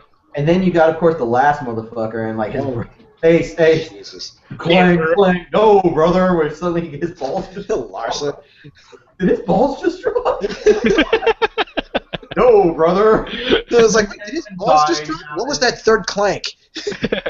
Third ball. And then you got the Undying and that whole. Yeah, but I mean, seriously, oh my God, Vane was a huge shakeup as far as like the various design tropes for Final Fantasy games, especially for Final Fantasy antagonists. Because I mean, he wasn't so much a pretty boy like Sephiroth or Kuja, and then on top of that, Kuja has been female since like 2001. Watch him out. No, but listen to this. On top of that, Vane is probably the only final boss in a Final Fantasy game that will take you on hand to hand and whoop the shit out of you. Well, you could say, oh my God, Kafka did too. Joker? But you know, that was the trio. Kafka's a Joker, man. Yeah. 100%. Kafka straight didn't give a fuck. Kafka, I still think is one of the just one of the best bosses ever. Yeah, because he's the Joker, and the Joker's awesome. Yeah. Yeah, he doesn't care about anything. He just wants to see the world burn. Yeah.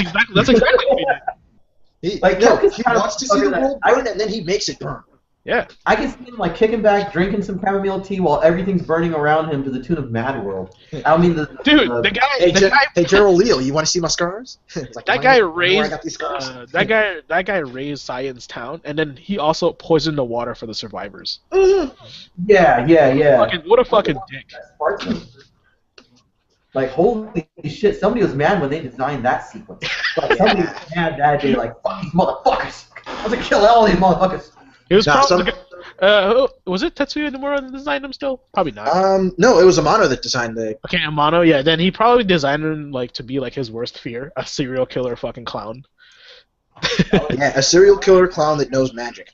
Yeah. Oh God. Who was the last boss in Final Fantasy X2? Because I remember Final Fantasy X was Sin, and then that one dude. In 10-2, spoilers.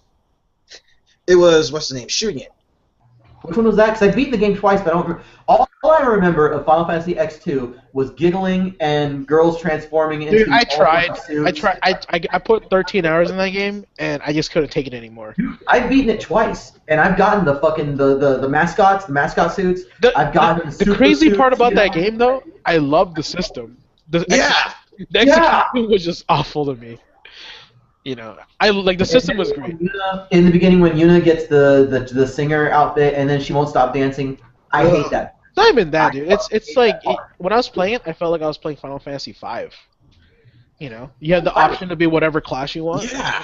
Well, yeah. 5 was pretty good. You know what would be a great for an actually, I only got 2 minutes, but you know what would be great for an HD remaster? Fucking Tactics. Ooh. War of the Lions on the PSP. What, for real? No, but bring it to the fucking console or this PC. No. Like that's what he's saying. Remaster that. Oh. You know. Right. I mean, Final Fantasy Tactics: War of the Lions is basically an HD remaster of Final Fantasy Tactics on the PSP. No. You know what would be a good update? And I know I'm just jumping straight to the PS2 era, but y'all remember Suikoden? Yes. You can bring up 1,000 of you maggots, but you're still all maggots. Okay. You talk about Suikoden, but now you're just quoting Star Ocean, man. No, that was Suikoden too. That was the one prince. Oh wait, fucking Luca Blight. Holy yes. that dude was a monster. But Suikoden was fun in every sense of the word, and what I still like the best, I love it when I can bring back old characters from previous games. Me and Ace have talked about what it would have been so cool if in Dragon Age Origins, Dragon Age 2, which doesn't exist, but if they had allowed you to bring forth the Grey Warden from the original game, that would have been so much fun. You know what would be even better? If in the third game, like, you know, all that they could have even done it with Inquisition, with the current storyline, where the Fade is now being a threat, and like out of the dark mist, suddenly all three of your fucking characters from the past show up. Oh my god, you know how I would scream like a little girl. I would scream like one of those like Thailand dudes screaming about whatever the fuck beauty pageant they're screaming about. Like, for real, that's like top of my lungs fucking Ace style screaming. For real. Oh my god, I can see that shit happening. We were talking about remasters, but I haven't heard one remaster for Xenogears.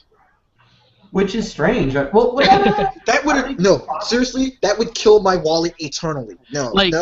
Oh, you know what? Here, I'm gonna take it up a notch. Let's make Xenogears with the Zillia battle system. Oh God, my heart! Ace, cuz. No, especially with the battle system for Tales of Xillia 2. Sweet. Yeah. Jesus. I mean, it's a fighting game RPG. It's great. Yes. It's exactly what it is. The closest thing I could think of to that would be freaking Legend of Legaia. Yeah. Oh, was it Legacy of Legaia or was that the sequel? And that's a Sony product too, I think. Yeah. So Sony can just be like, here's a PS4 version of Legend of Legaia or Legend of Dragoon. What about Legend of Dragoon? That was a Sony I've made love to that song, that opening song. I've made love to it. Fucking excellent. Seriously, and you know, I have to admit something right here, right now. I'm going to admit it on Gamer Talk, not on Tuition for You, not on the Hooligans, not on any of our spin-off shows. I have never beaten Legend of Dragoon. I've only beaten it once, and that last battle where you're facing off against Lloyd with just Dart as the Divine Dragoon. Holy. But that's like back in the day where also you had like for a single blockbuster game you had 4 to 7 discs. Final Fantasy 7 had like 8 discs or some shit. Yeah, 7 was 3, I believe 8 was 4, and so was 9. Yeah, I think 9 had 3 discs. Oh, well, how can we forget? Actually, let me go ahead and grab my copy of Final Fantasy 9 right now. No. Parasite Eve. Yo, that's a 4-disc game, dude. Oh, okay. Whoa. But what about Parasite Eve? I know they gave us recently the 3rd birthday or whatever. Oh, no. An HD remaster of Parasite Eve 1 and 2? If they did like a PS3 Parasite Eve HD collection, I'd buy into it. So good. So good. Everything about it. Hell, on FGB Fine Game Bitches, they even ran one about the top 5 blondes in video game history. Hey, Aya Brea was number 1. With a good reason. Girly girl fine, and she's badass. She is she's like badass. She's like the NYPD equivalent of freaking Ripley from Alien, man. Yeah. Okay, we were talking about last week, and it'll probably come up again in Gamer Talk. It's probably going to come up for some time just because of the bullshit surrounding it. But what really pisses me off is when people will point blank, all these SJWs will ignore the badass women's of the past. You know what I mean? Aya Brea alone. Ripley from fucking Aliens. Yeah, that's why Anita Sarkeesian loses her credibility because she never quotes female strong leads. And it's not like, oh, you have to look far and wide. No, you don't. No, you don't. And Aya Brea was one of the best. Oh my god. Now, I would never ever say Killer Instinct to anybody just because of one reason. That's because how much fucking like it's pretty obvious they're going for sex appeal with Killer Instinct. I'm just saying. For the new one or the old one? Any of them. No, the old one's blatantly super sexist. Yeah. That was the point of the game, though. It's hyper realism. That's the thing, yeah. But that's the thing. Much like the Dragon's Crown, it's sexist on both sides, though, because you can't tell me you can't look at Jago and be like, "Damn boy," or. It's because the reason for that is because guys or women don't think that way, or they don't express it as openly as men do. That's why. Yeah, but they'll happily do it and be like, that's the problem with feminism is that they don't want or the extreme feminism because they don't want. Wait a minute. Yeah, they don't want equality. They want like special treatment. They want to kill all men. Yeah, like for example, like if you a feminist will say, why does why does Bayonetta bother you? Because she's a strong female lead and she's sexy at the same time. So why does that bother you?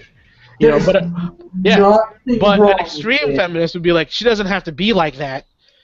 Well, just because she's not like that doesn't mean saying how her body type is unrealistic. Yeah. She has long legs because what's unrealistic? Summoning demons from hell. Via your hair. Yeah, that's what I'm saying. Like they can't justify that reason because it's already fantasy. The secret fanfic I have of Bayonetta and Rodan marrying and having 5 kids that take over the world as the Power Rangers. Isn't Rodan a Godzilla character? He's practically Godzilla, yeah. No, yeah, that's what I'm saying. Maybe he turns into like that giant pterodactyl. His name is Rodan. Rodan's fucking awesome. Rodan's just fucking. He's King Ghidorah up in here. He's Rodan. Dude, I love Ghidorah. Everything about Rodan is freaking excellent. He's cool as hell. That would be a crazy ass cross up if they actually did do a Devil May Cry, a real one, GQ, a real Devil May Cry with good old Dante and freaking Bayonetta. Bayonetta was in range for no reason. That's like telling Kamiya, we're gonna use your character in front of your face. You can't say anything about it. But it would be still kind of cool. I'm just saying. It would be cool, but Capcom won't let it happen. They won't even let a new Mega Man happen. Oh wait, they will on mobile. Will no one play with it? No one will play. Yeah. Yeah. Man. Well, download my free book and check it out. Just to let you guys know, I am gonna be dropping the new as soon as I talk to Jade and get these covers done. The Omnibus Generalis Volume 1 will be out, as well as short stories and that Twisted Mashup novella with the scene, the Elride scene. When it's down, you guys, it'll be free for y'all, motherfuckers. Just, let me know. I'll hit it up. I'll hook it up. Sounds good. And I'm having a massive amount of deja vu, like disgusting. And I gotta go review more games. Well, I guess this is... Well, anyway, Dreamcast is great. Woo! So deja vu. Still deja vu. Everything I do is just deja vu. God damn. Yeah, okay, you know what? It's already 2 o'clock. We've been at this for 2 solid hours, so let's go ahead and wrap it up. To sum up, the Dreamcast was ahead of its time, but it also had a lot of glaring security issues in the system itself, which made it so easy to hack, so easy to pirate, so easy to mod, which unfortunately led to its early demise. But the system itself is an underrated gem, and so are the vast majority of the games on that system. Well, the vast majority of the games that aren't fighting games on that system. Yeah. Yeah. To add to what Ace is saying, it did just come out in the wrong time. It was definitely a very superior system to the time. Unfortunately, it came out in the time during Napster and LimeWire, where piracy was on the rise. So, and the Dreamcast was the #1 victim for that, unfortunately, because it was one of the things that it was very easy to pirate. You remember the ads for it, where it's like Dreamcast, it's thinking. Yeah, that's scary. It was scary. You know what that? Sega Sanshiro. That's the only Sega ad you need, man. Seriously, though. Oh my god, he was so awesome. And because y'all didn't do the marketing, allow me to. Catch GQAznDood and that Asian kid at 2Asian4U. Catch ThatBastard and Blazing Ace Nelson at the Hooligans. And you can catch both of us and possibly Gamers Chat here, I don't know yet, we'll talk about it, on BitTrauma, www.btrauma.com. Also, if you want a Dreamcast, you can pick one up at Reset Games for $30, and you can buy the games for 10% off with a free membership, guys. I thought it was buy one, get one free. That's Wii games. Oh, my bad. All right, shameless plugs are now over. Yeah, seriously. Get the fuck out. Go game something. Good games, guys. All right. Guys. All right, so next week around the same time. Sure. Sounds good. We might, maybe we get off and stream or something. That'd be kind of cool. Or we'll, actually record an episode of the Hooligans. Season 3, episode 2, because episode 1. Well, that really kind of depends on you, man. You know how my work schedule's been, next to nothing almost. No, don't even put this on me. Nope. I can come over. I can come over Saturday. I can walk to your house. Don't you put this evil on me, Ricky Bobby. We can go to Steve's house. We can go to Steve's house and kick it with his green screen. Seriously, Second week in a row, Talladega Nights. Really, yo? Yeah, man. That's dude. Michael Duncan Clark, baby. Don't you put that on me! You are not crippled. God rest Michael Clark Duncan. Hey, moment of silence, Michael. Yeah, so like I said, next week, if you guys are both free around 12 at the same time today, just try to make it over here. We'll probably stream and record this stuff at the same time. All right. You know, I can dig it. I have an open broadcast already set up, and I have a Twitch account, so why not? Yo. Like I said, dude, no, he got the pad, man. He's ready. He's got the squad ready for it. Command center, baby. Totally. Minus L table. But wait. We got the command center ready, but we already got the bald dude leading the charge, so we got our Zordon. We just got to get the rest of the Rangers together. Zordon died in the movie. Shut up. Yeah, we need Alpha. Oh, that would be Ian. Oh, you're right. That was so totally Ian. I would have killed off all the Rangers before I killed off Zordon. I'm just saying. Dude, Zordon, the only way to kill Zordon is unplug him. That's all you gotta do. No. Dude, the series finale for Power Rangers in Space, no, they straight up off Zordon. He was dead. How did they do it? Just blew up the trilithium crystals or something? Yeah, actually, I forget what it was that was like the high stakes situation at that point, but basically Zordon pretty much had the Red Ranger straight up murder his ass. Wow. Like blow up the tube. It's like blow up the tube, just blow up the time warp, be done with it. If you want to save the universe, you have to end me. Straight up Anarchy Reign style murked his ass, straight ganked. But you know, that is a sequel I want. I don't care. And you know, spiritual successors, I know we should have been done like 10 minutes ago. Spiritual successors, dude, I would love a third spiritual successor or a direct sequel. I don't care. Give me something for Mad World, give me something for Anarchy Reigns, give me something new. I want a third iteration of whatever the fuck that you want to call that. Yeah, that's like Streets of Rage Advanced potato, yo. We need more Jack. We need more Leo. We for damn sure need more Baron. And bring back give him his own show. Give him his own game. His show was Mad World. But give him his own game. Jesus, can you imagine running around, you know, look pimping, I ain't playing. You know how many thin-skinned, super like racist people would just be like, "This game is racist," blah blah blah. When... Oh no, guys! I just thought about something amazing. What? All right, take Anarchy Reigns. Put it in Saints Row Third. Yeah, you beat me to it. I was just thinking about how he's like similar to the one brother, Zero or Zane, or whatever his name is. Zemos. Oh Lord. Yeah, Baron is pretty much like a combination between Zemos and Pierce. Zemos, that was it. But yeah. No, dude, like Baron is Pierce and Oleg. Yo. Together. No, Douglas is more Oleg. Oh my god. But I would also say, much like with Anarchy Reigns, bring back the same soundtrack, bring back the same people, not the same soundtrack, but the same people. Oh Hell, yeah. Expand on it if you want. Give us more, please. That is the, we've spoken about it before. I've spoken about it on both of our shows. No, straight talk. Give us more. If you're going to do a sequel, don't take away things. Don't streamline things. Don't make it accessible to the fuck the Call of Duty crowd. And make sure that all of that shit is not only on the disc, but not behind a paywall. Please. Make it something real. Make it, I don't even mind it if they gave us a insert slip for downloading the soundtrack on the PSN store. Oh my god, that'd be so cool. Because they did that with Infamous and Last of Us, I think. Oh, correct. Yeah, I That'd be think so so. fucking cool, though. That'd be so fucking cool. Yeah, and it's like it's just a small stuff like that we just take for granted these days that were like normal back then. I don't think that's that we take it for granted. I think it's just that, it's like you mentioned earlier, we have a new generation of gamers on, like, starting off with fucking Crysis 2, you know what I mean, as a benchmark. Whereas we started off with fucking Pinball. Straight talk.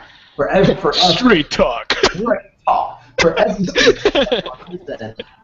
We've always come against each new generation expecting more, that's true. And yeah, it's harder for game developers to, wow the people with tricks of the old, but they shouldn't be doing tricks of the old. They should be doing new tricks. They should be showing us something, whether it's a new storyline, new gameplay. Always, look what happened with when they redid Super Mario Brothers and they gave them that Giants growth and shit. It should be play for everyone involved.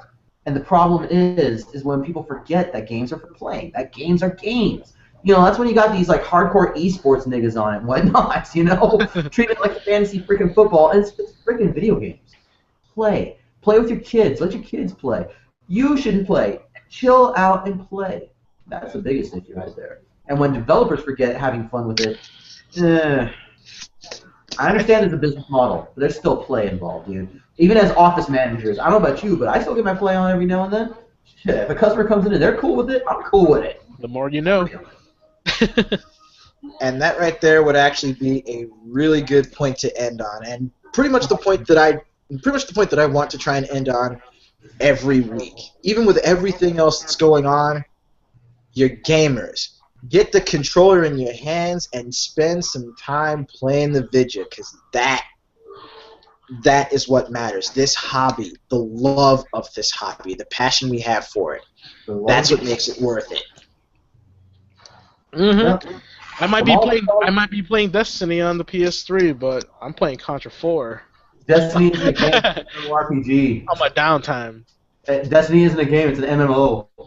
Hey, I might be stuck playing freaking something like Dynasty Warriors, especially with the demo for Dynasty Warriors 8 Empires coming out next week. Yeah. Whatever happened to Dynasty Warriors MMO? Oh, you mean Dynasty Warriors Online? That's actually available for download on the Japanese PSN. Yeah, Japanese, not American. Yeah, isn't it PC? It's in the US. It's on PC actually. Yeah. Oh, okay. Yeah. There you go. And it's a good place to end. So Ace Okay. said 10 minutes ago. So James has said. Yeah. Well, me, I like to instigate. You know what I'm saying, man? You gotta stir the pot. You gotta taste the spoon, nigga. It's how we do. Black Baron. How we roll like that. You know what I'm saying? When we ride, we celebrate the days old. Man, look, man, I ain't playing. Good game. All of you get the fuck out and go play. Later, guys. Later. All right, take it easy, fellas. And with that, I'm going to go ahead and end this like always. Thanks for watching, everybody. Thanks for listening. Everybody in the chat. Yeah, I hate paywalls for games too. So again, if they do something like an expanded Anarchy Reigns with the open world of like Saints Row, then yeah, everything's got to be on the disc and you have to do something in game to achieve it. It's not about the pay. It's about the play. So until the next session of Gamer Talk, this is your man Blazing Ace Nelson. Work hard, game harder. Take it easy.